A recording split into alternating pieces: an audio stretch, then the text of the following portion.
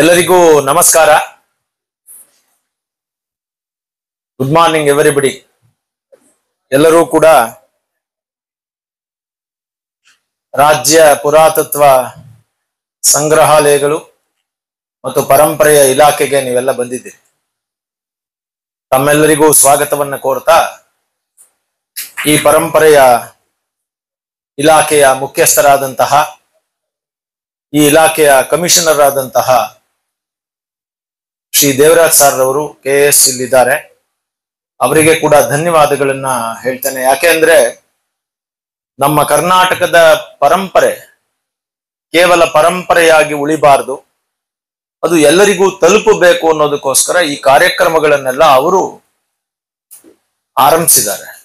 ತಮಗೆಲ್ಲ ತಿಳಿದಿರೋ ಹಾಗೆ ತಿಂಗಳಿನಲ್ಲಿ ಒಂದು ವಾರ ಒಂದು ದಿನ ವಾಕ್ ವಿತ್ ಹೆರಿಟೇಜ್ ಅಂತಾನು, ಕಡೆಯ ವಾರದ ಒಂದು ದಿನ ಟಾಕ್ ಆನ್ ಹೆರಿಟೇಜ್, ಪರಂಪರೆಯ ಬಗ್ಗೆ ವಿಷಯಗಳನ್ನು ಮಾತನಾಡಿಸೋದು ಅಂತಾನು ಎರಡು ಕಾರ್ಯಕ್ರಮಗಳನ್ನ ಪ್ರಮುಖವಾಗಿ ವಿದ್ಯಾರ್ಥಿಗಳ ಉಪಯೋಗಕ್ಕಾಗಿ ಮಾಡಿದ್ದಾರೆ. ಸಾಮಾನ್ಯವಾಗಿ ಎಲ್ಲ ಇವತ್ತಿನ ಪ್ರಪಂಚವನ್ನ ನೀವು ನೋಡೋದಾದ್ರೆ ಆದಾಯವಿಲ್ಲದೆ ಏನು ಮಾಡ್ತಾ ಇಲ್ಲ. ಯಾವುದೇ ಹಾಸ್ಪಿಟಲ್ ಆಗಿರ್ಬೋದು, ವಿದ್ಯಾಶಾಲೆಗಳಾಗಿರ್ಬೋದು, ಎಜುಕೇಶನ್ ಸರ್ವಿಸ್ ಅಂತ ಹೇಳುವಂತಹ ಶಾಲೆಗಳಲ್ಲಿಯೂ ಕೂಡ ಯಾವುದಾದ್ರೂ ಒಂದು ಕಾರ್ಯಕ್ರಮವನ್ನು ಮಾಡ್ತಾರೆ ಅಂತಂದ್ರೆ ಅದರಲ್ಲಿ ಏನೋ ಒಂದು ಆದಾಯವನ್ನ ನೋಡ್ತಾ ಇದ್ದಾರೆ.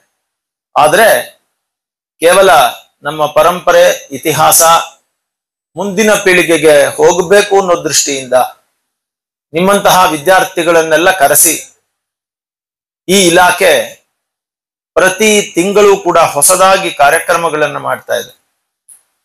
ಸಂಸ್ಕೃತಿಯನ್ನ ಉಳಿಸುವ, ಪರಂಪರೆಯನ್ನು ಬೆಳೆಸುವ ನಿಟ್ಟಿನಲ್ಲಿ ಮಾನ್ಯ ಕಮಿಷನರ್ ದೇವರಾಜ್ ಸರ್ ಮಾಡ್ತಾ ಇರುವಂತಹ ಪ್ರಯತ್ನ ಅತ್ಯಂತ ಶ್ಲಾಘನೀಯ. ಆದ್ದರಿಂದ ಅವರಿಗೆ ತಮ್ಮೆಲ್ಲರ ಒಂದು ಚಪ್ಪಾಳೆಯ ಮೂಲಕ ಅವರಿಗೆ ಧನ್ಯವಾದಗಳನ್ನ. ಇದಲ್ಲದೆ ದಸರಾ ಸಮಯದಲ್ಲಿ ಅನೇಕ ಪರಂಪರೆಯ ವಿಚಾರಗಳು ಮತ್ತು ಇಲಾಖೆಯಲ್ಲಿ ವರ್ಷಪೂರ್ತಿ ಅನೇಕ ಕಾರ್ಯಕ್ರಮಗಳು ಮತ್ತು ಅನೇಕ ದೇವಾಲಯಗಳ, ಸ್ಮಾರಕಗಳ, ಇಗರ್ಜಿಗಳ, ಮಸ್ಜಿದ್ಗಳ ಎಲ್ಲ ರೀತಿಯ ಸ್ಮಾರಕಗಳ ಸಂರಕ್ಷಣೆ ಮತ್ತು ಅದರ ಒಂದು ಜೀರ್ಣೋದ್ಧಾರ, ಈ ಎಲ್ಲ ಕೆಲಸಗಳನ್ನ ಅವ್ರು ಮಾಡ್ತಾನೆ ಬರ್ತಾ ಇದ್ದಾರೆ. ಅದಲ್ಲದೆ ಅನೇಕ ಸೆಮಿನಾರ್ಗಳು ಮತ್ತು ಹೊಸದಾಗಿ ಈಗ ರಾಜಘಟ್ಟದಲ್ಲಿ ಬೌದ್ಧ ನೆಲೆಯ ಉತ್ಖನನವನ್ನ 3ನೇ ಬಾರಿಗೆ ಕೈಗೊಂಡಿದ್ದಾರೆ. ಯಾಕಂದ್ರೆ ಎರಡು ಸೆಷನ್ ಅಲ್ಲಿ ಕೂಡ ಬೌದ್ಧ ನೆಲೆಯ ಉತ್ಖನನ ಪೂರ್ಣವಾಗಲಿಲ್ಲ.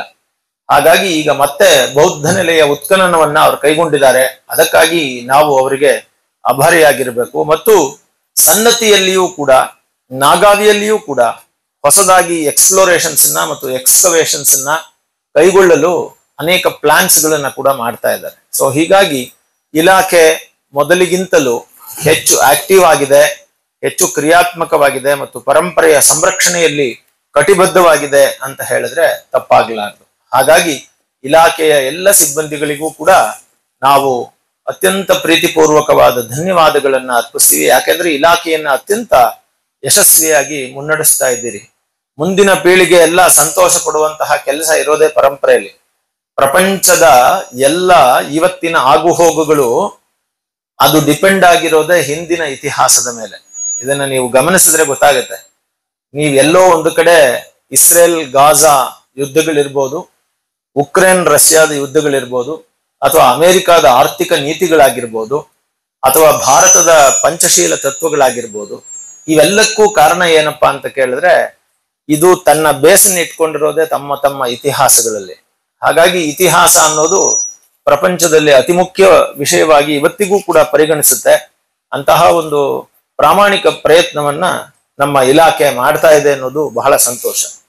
ಇವತ್ತು ನಾನು ವಿದ್ಯಾರ್ಥಿಗಳಿಗಾಗಿ ಮತ್ತು ಈ ಪರಂಪರೆಯ ಸರಣಿಗಾಗಿ ಒಂದು ಹೊಸದಾಗಿ ಇರುವಂತಹ ವಿಚಾರ ಯಾವುದು ಅಂತ ಕೇಳಿದ್ರೆ ಬೌದ್ಧ ಪ್ರತಿಮಾ ಶಾಸ್ತ್ರದ ಪರಿಚಯ. ಇದು ದಕ್ಷಿಣ ಭಾರತದ ವಿದ್ಯಾರ್ಥಿಗಳಿಗೆ ಅತಿ ಮುಖ್ಯವಾಗ್ತದೆ. ಯಾಕೆ ಅಂತ ಕೇಳಿದ್ರೆ ಬೌದ್ಧ ಧರ್ಮದ ಬಗ್ಗೆ ನಾವು ಒಂದಷ್ಟು ಕಥೆಗಳನ್ನ ಕೇಳಿರ್ತೀವಿ, ಆದ್ರೆ ಬೌದ್ಧರ ಪ್ರತಿಮೆಗಳನ್ನ ಗುರುತಿಸುವಲ್ಲಿ ನಮ್ಮ ವಿದ್ಯಾರ್ಥಿಗಳಿಗೆ ಸಾಧ್ಯವೇ ಆಗೋದಿಲ್ಲ. ಅದು ಬಹಳ ಕಠಿಣವಾದ ವಿಚಾರಗಳಾಗಿರ್ತದೆ.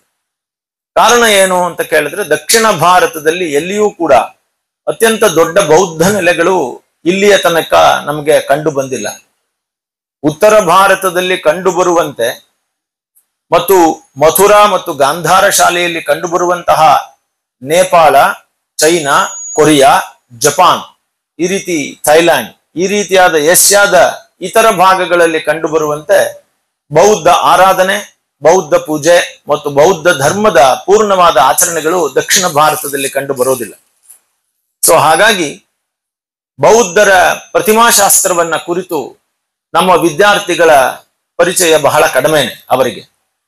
ಉದಾಹರಣೆಗೆ, ನಾವು ಬೌದ್ಧರ ಯಾವುದಾದರೂ ಪ್ರತಿಮೆಗಳನ್ನ ನೀವು ಹೇಳಿ ಅಂತ ಹೇಳಿದ್ರೆ ನಮ್ಮ ವಿದ್ಯಾರ್ಥಿಗಳು ಬುದ್ಧನ ಪ್ರತಿಮೆಯನ್ನ ಕಂಡು ಹಿಡಿಯಲು ಆಗುತ್ತದೆಯೇ ವಿನಃ ಅವಲೋಕಿತೇಶ್ವರ, ಮಂಜುಶ್ರೀ, ಪದ್ಮಪಾಣಿ, ಮೈತ್ರೇಯ, ಹಾರೀತಿ, ಭೃಕುಟಿ, ಮರೀಚಿ, ವೈರೋಚನ, ಅಮಿತಾಭ, ಅಕ್ಷೋಭ್ಯ, ಈ ರೀತಿಯ ಪ್ರತಿಮೆಗಳನ್ನ ಕಂಡು ಹಿಡಿಯೋದು ಇರಲಿ, ಆ ಹೆಸರನ್ನು ಹೇಳೋದಕ್ಕೆ ಸಾಧ್ಯವಾಗುವುದಿಲ್ಲ. ಇದೇ ನಿಜವಾದಂತಹ ವಿಚಾರ. ಮಾಸ್ಟರ್ ಡಿಗ್ರಿಯನ್ನ, MA ಪದವಿಯನ್ನ ಪಡೆದ ನಂತರವೂ ಸಹ ಅನೇಕ ವಿದ್ಯಾರ್ಥಿಗಳು ಬೌದ್ಧ ಪ್ರತಿಮೆಗಳನ್ನ ಕಂಡುಹಿಡಿಯೋದಕ್ಕೆ ಆಗೋದೇ ಇಲ್ಲ. ಕಾರಣ ಏನು ಅಂತಂದ್ರೆ, ಎಷ್ಟೋ ಸಿಲೆಬಸ್ಗಳಲ್ಲಿ ಈ ಬೌದ್ಧ ಪ್ರತಿಮೆಗಳ ಪ್ರತಿಮಾ ಶಾಸ್ತ್ರವೇ ಇಲ್ಲ. ಸೊ ಹಾಗಾಗಿ ಇದನ್ನ ಕಂಡುಹಿಡಿಯೋದು ತುಂಬಾ ಕಷ್ಟವೇ ಸರಿ. ಸೊ ಹಾಗಾಗಿ ಬೌದ್ಧ ಪ್ರತಿಮಾ ಶಾಸ್ತ್ರ ಪರಿಚಯ ಅಂದ್ರೇನೆ ಬಹಳ ಜನಕ್ಕೆ ಅದೊಂದು ಕಠಿಣವಾದ ವಿಚಾರ ಅಂತ ಅನ್ಸುತ್ತೆ. ಮತ್ತು ಇದು ಎಲ್ಲಾದ್ರೂ ನೋಡಿದಿದ್ರೆ, ಈಗ ಉದಾಹರಣೆಗೆ ಬೇಲೂರು, ಹಳೇಬೀಡು, ಸೋಮನಾಥಪುರ ಇಂತಹ ಜಾಗಗಳಿಗೆ ಹೋದಾಗ ಅಲ್ಲಿ ಸಹಜವಾಗಿಯೇ ಹಿಂದೂ ಧರ್ಮದ ಅನೇಕ ಪ್ರತಿಮೆಗಳನ್ನ ನೋಡಿರ್ತಾರೆ. ವಿಷ್ಣು, ಶಿವ, ನರಸಿಂಹ, ಗಣಪತಿ, ಸುಬ್ರಹ್ಮಣ್ಯ ಅಂತ ಹೇಳಿದ್ರೆ ಕಂಡಿಡಿತಾರೆ. ಇದು ವಿಗ್ರಹವನ್ನ ತೋರಿಸಿದ ತಕ್ಷಣ ಇದು ಯಾವುದು ಅಂತ ಕಂಡಿಡಿತಾರೆ. ಆದ್ರೆ ಬೌದ್ಧ ಪ್ರತಿಮೆಗಳನ್ನ ಕಂಡಿಡಿಯೋದು ಅಷ್ಟು ಸುಲಭವಾಗುವುದಿಲ್ಲ. ಕಾರಣ ಏನು ಅಂತಂದ್ರೆ ಅವರಿಗೆ ಅದರ ಪರಿಚಯ ಇಲ್ಲ. ಸೊ ಹಾಗಾಗಿ ಇದೊಂದು ಅತ್ಯುತ್ತಮವಾದಂತಹ ಪ್ರಯತ್ನ. ವಿದ್ಯಾರ್ಥಿಗಳಿಗೆ ಮಾತ್ರವಲ್ಲ, ಆಸಕ್ತರಿಗೂ, ದೊಡ್ಡವರಿಗೂ, ಇತಿಹಾಸವನ್ನು ಓದಿರೋರಿಗೂ ಕೂಡ ಬೌದ್ಧ ಪ್ರತಿಮೆಗಳ ಒಂದು ಪರಿಚಯ ಮಾಡಿಸೋದು ಒಂದು ದೊಡ್ಡ ವಿಷಯವೇ ಸರಿ.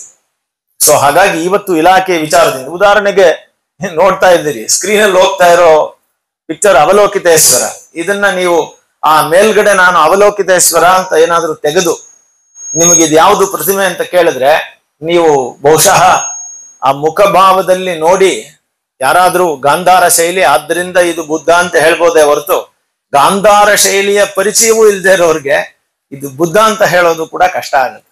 ಸೊ ಅವಲೋಕಿತೇಶ್ವರ ಬುದ್ಧನೇ ಅಲ್ವೇ ಅನ್ನೋ ಚರ್ಚೆನೂ ಕೂಡ ಬರುತ್ತೆ. ಸೊ ನಾವು ಮೊದಲಿಂದ ಬಂದ್ಬಿಡೋಣ. ಮೊದಲಿಗೆ ನಿಮ್ಮೆಲ್ಲರಿಗೂ ಬೌದ್ಧ ಧರ್ಮದ ಪರಿಚಯವನ್ನ ಮಾಡಿಸ್ಬೇಕು. ಆ ಮಿನಿಮಮ್ ಬೌದ್ಧ ಧರ್ಮದ ಪರಿಚಯವಿಲ್ಲದೆ ಬೌದ್ಧ ಧರ್ಮದ ಪ್ರತಿಮೆಗಳನ್ನ ಕಂಡುಹಿಡಿಯೋದಕ್ಕೆ ಸಾಧ್ಯವಾಗುವುದಿಲ್ಲ. ಹಾಗಿದ್ರೆ ಬೌದ್ಧ ಧರ್ಮದ ಮೂಲ ಏನು, ಬೌದ್ಧ ಧರ್ಮವನ್ನ ನಾವು ನೋಡೋಣ. ಬೌದ್ಧ ಧರ್ಮ ಅನ್ನೋದೇನು ಅಂತಂದ್ರೆ, ಪ್ರಾಚೀನವಾಗಿ ವೈದಿಕ ಧರ್ಮವನ್ನು, ಸಾಂಪ್ರದಾಯಿಕ ವೈದಿಕ ಧರ್ಮದಲ್ಲಿ ಇದ್ದಂತಹ ಅನೇಕ ವಿಚಾರಗಳನ್ನ, ತತ್ವಗಳನ್ನ ನಿರಾಕರಿಸ್ತಾ, ನೀವು ಎರಡು ಪದಗಳನ್ನ ಅರ್ಥ ಮಾಡ್ಕೋಬೇಕು, ವಿರೋಧಿಸೋದ್ ಬೇರೆ, ನಿರಾಕರಿಸೋದ್ ಬೇರೆ. ಹಾಗಾಗಿ ಹೊಸ ಧರ್ಮಗಳ ಪರಿಚಯವು ಆಯಿತು. ಅಂತಹ ಎರಡು ಹೊಸ ಧರ್ಮಗಳು ಭಾರತದಲ್ಲಿ ಪರಿಚಯವಾದದ್ದು ಬೌದ್ಧ ಧರ್ಮ ಮತ್ತು ಜೈನ ಧರ್ಮ. ನಾವೆಲ್ಲ ಬಹಳ ಸುಲಭವಾಗಿ ಒಂದು ಮಾತನ್ನು ಹೇಳ್ಬಿಡ್ತೀವಿ. ಏನಪ್ಪಾ ಅಂತ ಕೇಳಿದ್ರೆ, ಬೌದ್ಧ ಧರ್ಮ ಅಂದಿದ ತಕ್ಷಣ ಅದು ವೈದಿಕ ವಿರೋಧಿ ಧರ್ಮ ಅಂತಾನೆ ನಾವು ನೋಡ್ತೀವಿ. ಜೈನ ಧರ್ಮ ಅಂದಿದ ತಕ್ಷಣ ವೈದಿಕ ವಿರೋಧಿ ಧರ್ಮ ಅಂತ ನೋಡ್ತೀವಿ. ಆದ್ರೆ ಈ ಜೈನ ಬೌದ್ಧ ಧರ್ಮಗಳು ಭಾರತದಲ್ಲಿಯೇ ಹುಟ್ಟಿದ್ದು ಮತ್ತು ಉಪನಿಷತ್ ಮತ್ತು ವೇದಿಕ್ ಥಾಟ್ಸ್ ಗಳನ್ನ ಅವುಗಳು ಕೂಡ ಒಳಗೊಂಡಿದ್ದೇವೆ ಅನ್ನೋದನ್ನ ಮರ್ತು ಬಿಡ್ತೀವಿ ನಾವು. ಯಾವುದನ್ನ ವಿರೋಧಿಸಿದ್ರು, ಯಾವುದನ್ನ ವಿರೋಧಿಸ್ಲಿಲ್ಲ ಅನ್ನೋದನ್ನ ಅರ್ಥ ಮಾಡ್ಕೋಬೇಕು ನೀವು. ಒಂದೇ ಮನೆಯಲ್ಲಿದ್ದಂತಹ ಅಣ್ಣ ತಮ್ಮಂದಿರು ಪರಸ್ಪರ ವಿರೋಧಗಳನ್ನ ಮಾಡ್ತಾರೆ ಅಂದಿದ್ ಮಾತ್ರಕ್ಕೆ ಅವರು ಪೂರ್ಣವಾಗಿ ಅವರನ್ನ ನಿರಾಕರಿಸ್ತಾರೆ ಅಂತ ಅರ್ಥ ಅಲ್ಲ. ಯಾವುದೋ ಕೆಲವು ಅಂಶಗಳು ಮಾತ್ರ ಅವ್ರಿಗೆ ಇಷ್ಟ ಆಗಿರೋದಿಲ್ಲ. ಈಗ ಉದಾಹರಣೆಗೆ ಬೌದ್ಧ ಧರ್ಮ ಏನನ್ನ ನಿರಾಕರಿಸ್ತು ಅಂತ ಹೇಳಿದ್ರೆ ಪರಮಾತ್ಮನ ಅಸ್ತಿತ್ವವನ್ನ ನಿರಾಕರಿಸ್ತು. ಯಾಕೆಂದ್ರೆ ಎಲ್ಲವೂ ದೇವರಿಂದಲೇ ಆಗುವುದಾದರೆ ನಮ್ಮ ಕರ್ಮ, ನಾವು ಮಾಡುವಂತಹ ಕ್ರಿಯೆಗೆ ಏನರ್ಥ ಅಂತ ಕೇಳ್ತದೆ. ಯಾಕೆಂತಂದ್ರೆ ಎಲ್ಲವೂ ದೇವರಿಂದಾನೇ ಆಗ್ತದೆ ಅಂತ ನೀವು ಸುಮ್ಮನೆ ಇದ್ಬಿಟ್ರೆ ಅಲ್ಲಿ ನಿಮ್ಮ ಕ್ರಿಯೆಗೆ, ಕಾಯಕಕ್ಕೆ, ಕರ್ಮಕ್ಕೆ ಬೆಲೆನೇ ಇಲ್ವಲ್ಲ ಅನ್ನುವಂತಹ ಒಂದು ತಾತ್ವಿಕ ಪ್ರಶ್ನೆ ಅದರಲ್ಲಿತ್ತು. ಮತ್ತು ವೇದಗಳೇ ಪರಮ ಆಧಾರಗಳು ಅಂತ ಹೇಳ್ತಾ ಇದ್ದ ಕಾಲದಲ್ಲಿ ವೇದದಲ್ಲಿ ಬಂದಿರುವುದೆಲ್ಲವೂ ನಿಜ, ವೇದಕ್ಕಿಂತ ದೊಡ್ಡ ಪ್ರಮಾಣ ಇಲ್ಲವೇ ಇಲ್ಲ ಅಂತ ಹೇಳಿದಾಗ ಇದು ಪ್ರತ್ಯಕ್ಷ ಅನುಮಾನವನ್ನ ಬಿಟ್ಟು ವೇದ ಪ್ರಮಾಣವನ್ನ ನಿರಾಕರಿಸ್ತು. ಅಂದ್ರೆ ವೇದಗಳಲ್ಲಿ ಹೇಳಿದ್ದೆಲ್ಲವೂ ನಿಜ ಅಂತ ಒಪ್ಕೋಬೇಕಾದ ಅಗತ್ಯವಿಲ್ಲ ಅಂತ ಬೌದ್ಧರು ಮತ್ತು ಜೈನರು ಹೇಳಿದರು.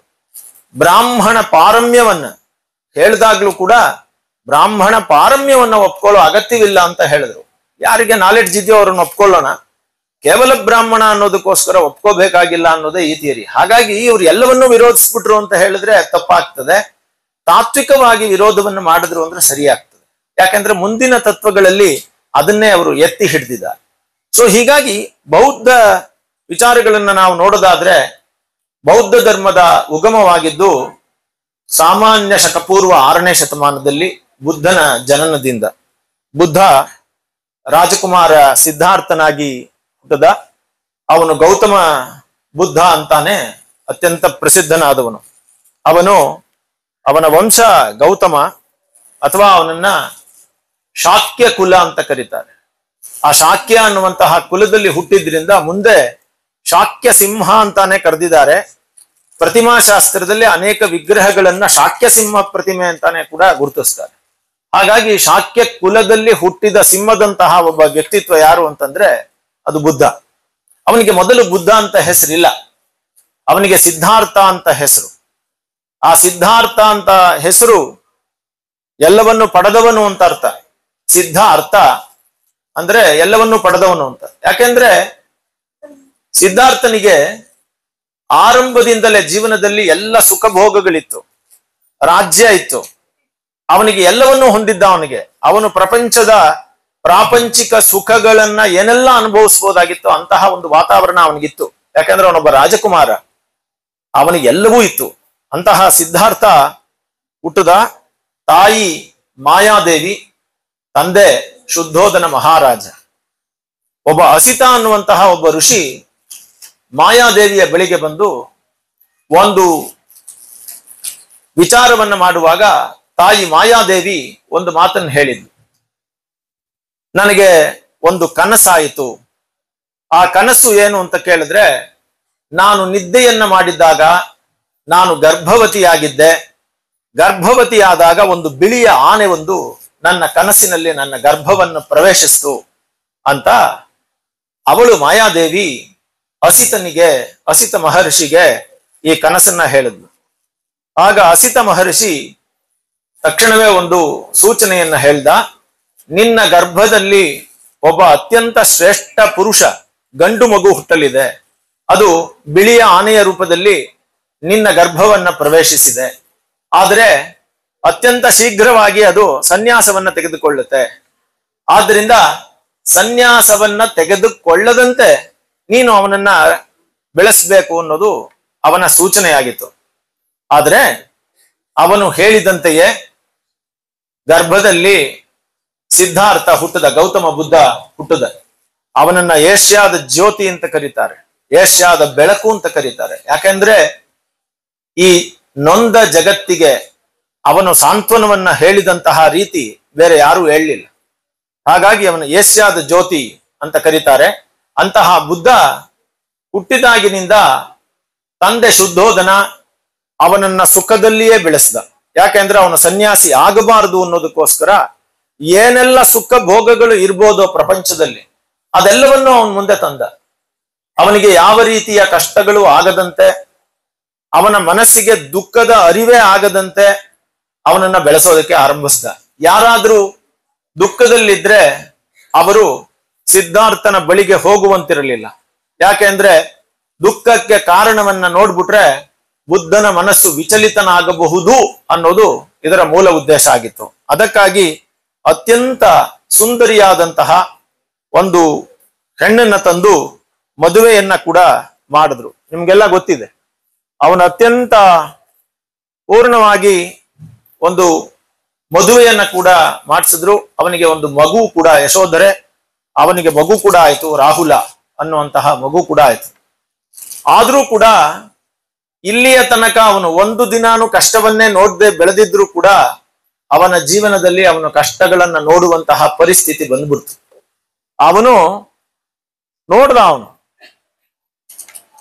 4 ದುಃಖಕರವಾದಂತಹ ಸನ್ನಿವೇಶಗಳು ಅವನಿಗೆ ಕಂಡುಬಿಡ್ತು. ಅವನಿಗೆ ಏನಪ್ಪಾ ಅಂತ ಕೇಳಿದ್ರೆ, ಮೊದಲನೇದಾಗಿ ಅತ್ಯಂತ ವೃದ್ಧನಾದ ಒಬ್ಬ ಮನುಷ್ಯನನ್ನ ನೋಡ್ದ. ಅವನು ವೃದ್ಧನಾಗಿದ್ದರಿಂದ ಕಷ್ಟಪಡ್ತಾ ಇದ್ದ, ನೋವುಗಳೆಲ್ಲ ಇತ್ತು ಅವನಿಗೆ, ದುಃಖ ಪಡ್ತಾ ಇದ್ದ. ಇದು ಬುದ್ಧನಿಗೆ ನೋಡಿದ ತಕ್ಷಣ ಅವನಿಗನ್ನಿಸ್ತು. ಅವನೊಂದು ಪ್ರಶ್ನೆಯನ್ನ ಕೇಳ್ದ ಆ ವೃದ್ಧನನ್ನ, ಎಲೆ ವೃದ್ಧನೇ, ಎಲ್ಲರೂ ವೃದ್ಧರಾಗ್ತಾರ ಅಂತ. ಸಿದ್ಧಾರ್ಥ ಅನ್ಕೊಂಡಿದ್ದ ನಾವು ವೃದ್ಧರೇ ಆಗೋದಿಲ್ಲ. ನೀವೆಲ್ಲ ಅನ್ಕೊಂಡಿದ್ದೀರಲ್ಲ, ಇವಾಗೆಲ್ಲ ಮಾತಾಡ್ತಾ ಇರೋರೆಲ್ಲ ಏನ್ ಅನ್ಕೊಂಡಿದ್ದೀರಿ ಅಂದ್ರೆ, ನಾವು ಗಟ್ಟಿಯಾಗಿದ್ದೀವಿ, ನಮ್ಗೆ ವಯಸ್ಸೇ ಆಗಲ್ಲ ಅಂತ ಅನ್ನಿಸ್ತಾ ಇರ್ತದ. ಮನಸ್ಸಿಗೆ ಯಾವತ್ತೂ ವಯಸ್ಸೇ ಆಗಲ್ಲ, ಶರೀರಕ್ಕೆ ಮಾತ್ರ ವಯಸ್ಸಾಗ್ಬಿಟ್ಟಿರುತ್ತೆ ಎಷ್ಟೋ ಸಲ. ನಾವಿನ್ನೂ 16ನೇ ವಯಸ್ಸಲ್ಲಿ ಇದ್ದಂಗೆ ಇರ್ತೀವಿ, ಆದ್ರೆ ನೋಡ್ತಾ ಇದ್ದಂಗೆನೆ ನಮ್ ಕೂದಲೆಲ್ಲ ಬೆಳ್ಳಗಾಗ್ಬಿಡುತ್ತೆ, ಬಾಡಿ ಮಾಸ್ ಎಲ್ಲ ಕಮ್ಮಿ ಆಗ್ಬಿಡುತ್ತೆ, ಫ್ಲೆಶ್ ಎಲ್ಲ ಕಮ್ಮಿ ಆಗ್ಬಿಡುತ್ತೆ, ನಾವು ಎಲ್ಲೋ ಒಂದ್ ಕಡೆ ನಡ್ಗೋದಕ್ಕೆ ಆರಂಭಿಸ್ತೀವಿ. ಹಾಗೆ ಬುದ್ಧನಿಗೆ ಅರ್ಥ ಆಯ್ತು, ಪ್ರತಿಯೊಬ್ಬರೂ ವೃದ್ಧರಾಗ್ತಾರೆ ಅಂತ ಗೊತ್ತಾಯ್ತು. ಆಮೇಲೆ ಒಬ್ಬನಿಗೆ ಪೂರ್ಣವಾಗಿ ರೋಗಿಷ್ಠನಾದ ಒಬ್ಬ ವ್ಯಕ್ತಿಯನ್ನ ನೋಡ್ದ. ಎಲ್ಲರಿಗೂ ರೋಗ ಬರುತ್ತಾ ಅಂತ ಕೇಳ್ದ. ಹೌದು, ಇವತ್ತು ನಾವು ಗಟ್ಟಿಯಾಗಿರ್ಬೋದು, ರೋಗ ಇಲ್ಲದೆ ಇರ್ಬೋದು, ಬಟ್ ಇವತ್ ಮಧ್ಯಾಹ್ನದಿಂದ ಒಂದು ರೋಗ ಸ್ಟಾರ್ಟ್ ಆಗ್ಬೋದು, ನಾಳೆ ಬೆಳಿಗ್ಗೆ ಒಂದು ರೋಗ ಸ್ಟಾರ್ಟ್ ಆಗ್ಬೋದು. ಅನಿತ್ಯಾನಿ ಶರೀರಾಣಿ, ಶರೀರಗಳು ಅನಿತ್ಯ, ಎನಿ ಟೈಮ್ ಎನಿ ಮೊಮೆಂಟ್ ಒಂದು ಪ್ರಾಬ್ಲಮ್ ಸ್ಟಾರ್ಟ್ ಆಗ್ಬೋದು ಅನ್ನೋದು ಅವನಿಗೆ ಅರ್ಥ ಆಯ್ತು ಬುದ್ಧನಿಗೆ. ಆಮೇಲೆ ಅದೇ ಸಮಯಕ್ಕೆ ಸರಿಯಾಗಿ ನೋಡ್ತಾ ಇದ್ದ, ಒಂದು ಶವವನ್ನ ತರ್ತಾ ಇದ್ರು, ಎಲ್ಲರೂ ಅಳ್ತಾ ಇದ್ರು. ರಾಮನಾಮ ಸತ್ಯ ಹೈ, ಅಲ್ಲೆಲ್ಲ ಉತ್ತರ ಭಾರತದಲ್ಲಿ ಹಾಗೇನೆ ಬಾಡಿ ಎತ್ಕೊಂಡು ಹೋಗ್ತಾ ಇದ್ದಾರೆ, ದೇಹವನ್ನ ಎತ್ಕೊಂಡು ಹೋಗ್ತಾ ಇದ್ರೆ ಕೇಳ್ದ, ಯಾಕೆ ಇವನ್ ಮಲಗಿದ್ದಾನೆ, ಯಾಕೆ 4 ಜನ ಇವನನ್ನು ಹೊತ್ಕೊಂಡಿದ್ದಾರೆ, ಇವನಿಗೆ ಎದ್ದೇಳಕ್ ಆಗಲ್ವಾ ಅಂತ ಕೇಳ್ದ. ಇಲ್ಲ, ಇವನು ಸತ್ತಿದ್ದಾನೆ, ಸತ್ತವ್ರು ಮತ್ತೆ ಹುಟ್ಟಕ್ ಸಾಧ್ಯವಿಲ್ಲ. ಇದು ಬುದ್ಧನಿಗೆ ಎಲ್ಲರೂ ಸಾಯ್ತಾರ?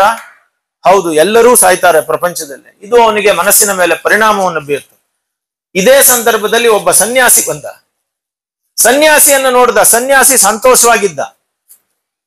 ಈ ವೃದ್ಧ ಮನುಷ್ಯ ಸಂತೋಷ ಇಲ್ಲ, ರೋಗಿಷ್ಠ ಸಂತೋಷ ಇಲ್ಲ, ಸತ್ತವ್ರ ಸುತ್ತ ಜನ ಅಳ್ತಾ ಇದ್ದಾರೆ, ಆದ್ರೆ ಸನ್ಯಾಸಿ ಮಾತ್ರ ಅತ್ಯಂತ ಖುಷಿಯಾಗಿ ಬಂದ. ಬುದ್ಧನಿಗೆ ನೀನ್ ಯಾರು ಅಂತ ಕೇಳ್ದ. ನಾನೊಬ್ಬ ಸನ್ಯಾಸಿಯಿಂದ. ಯಾಕೆ ನಿನಗೆ ದುಃಖ ಇಲ್ಲ? ನಾನು ಎಲ್ಲವನ್ನೂ ಪರಿತ್ಯಾಗ ಮಾಡಿದ್ದೀನಿ, ನನಗೆ ಯಾವ ದುಃಖ, ನಂದು ಅಂತ ಯಾವುದೂ ಇಲ್ಲ, ನಾ ಸಾಯಕ್ಕೂ ರೆಡಿ ಇದ್ದೀನಿ, ಸಾಯಬೇಕಾದವರು ಯಾರೂ ಇಲ್ಲ ನನ್ನವರು ಅಂತ. ಬುದ್ಧನಿಗೆ ಇದು ಬಹಳ ಮನಸ್ಸಿಗೆ ಬಹಳ ಸಂತೋಷವನ್ನ ಕೊಡ್ತು. ಆ ಕ್ಷಣ ಅವನು ಡಿಸೈಡ್ ಮಾಡ್ದ, ನಾನು ಸನ್ಯಾಸವನ್ನ ತಗೋಬೇಕು ಅಂತ. ತನ್ನ 29ನೆಯ ವಯಸ್ಸಿನಲ್ಲಿ ಮಹಾಪರಿತ್ಯಾಗವನ್ನು ಮಾಡಿಬಿಟ್ಟ. ಚೆನ್ನ ಅನ್ನುವಂತಹ ತನ್ನ ಅತ್ಯಂತ ನಂಬಿಕೆಯ ಒಬ್ಬ ಕೆಲಸಗಾರನನ್ನ ಕರೆದು ಕುದುರೆಯನ್ನ ಸಿದ್ಧಪಡಿಸಲು ಹೇಳ್ದ. ರಾತ್ರಿ 12 ಗಂಟೆ, ಯಶೋಧರೆ ಮಲಗಿದಾಳೆ, ರಾಹುಲ ಮಲಗಿದ್ದಾನೆ. ನೋಡ್ತಾ ಇದ್ದಂಗೆ ಅರಮನೆಯನ್ನ ತೊರೆದು ಹೊರಟೋದ. ಚೆನ್ನನಿಗೆ ದುಃಖ, ಹೋಗ್ಬಾರ್ದು ಅಂತ.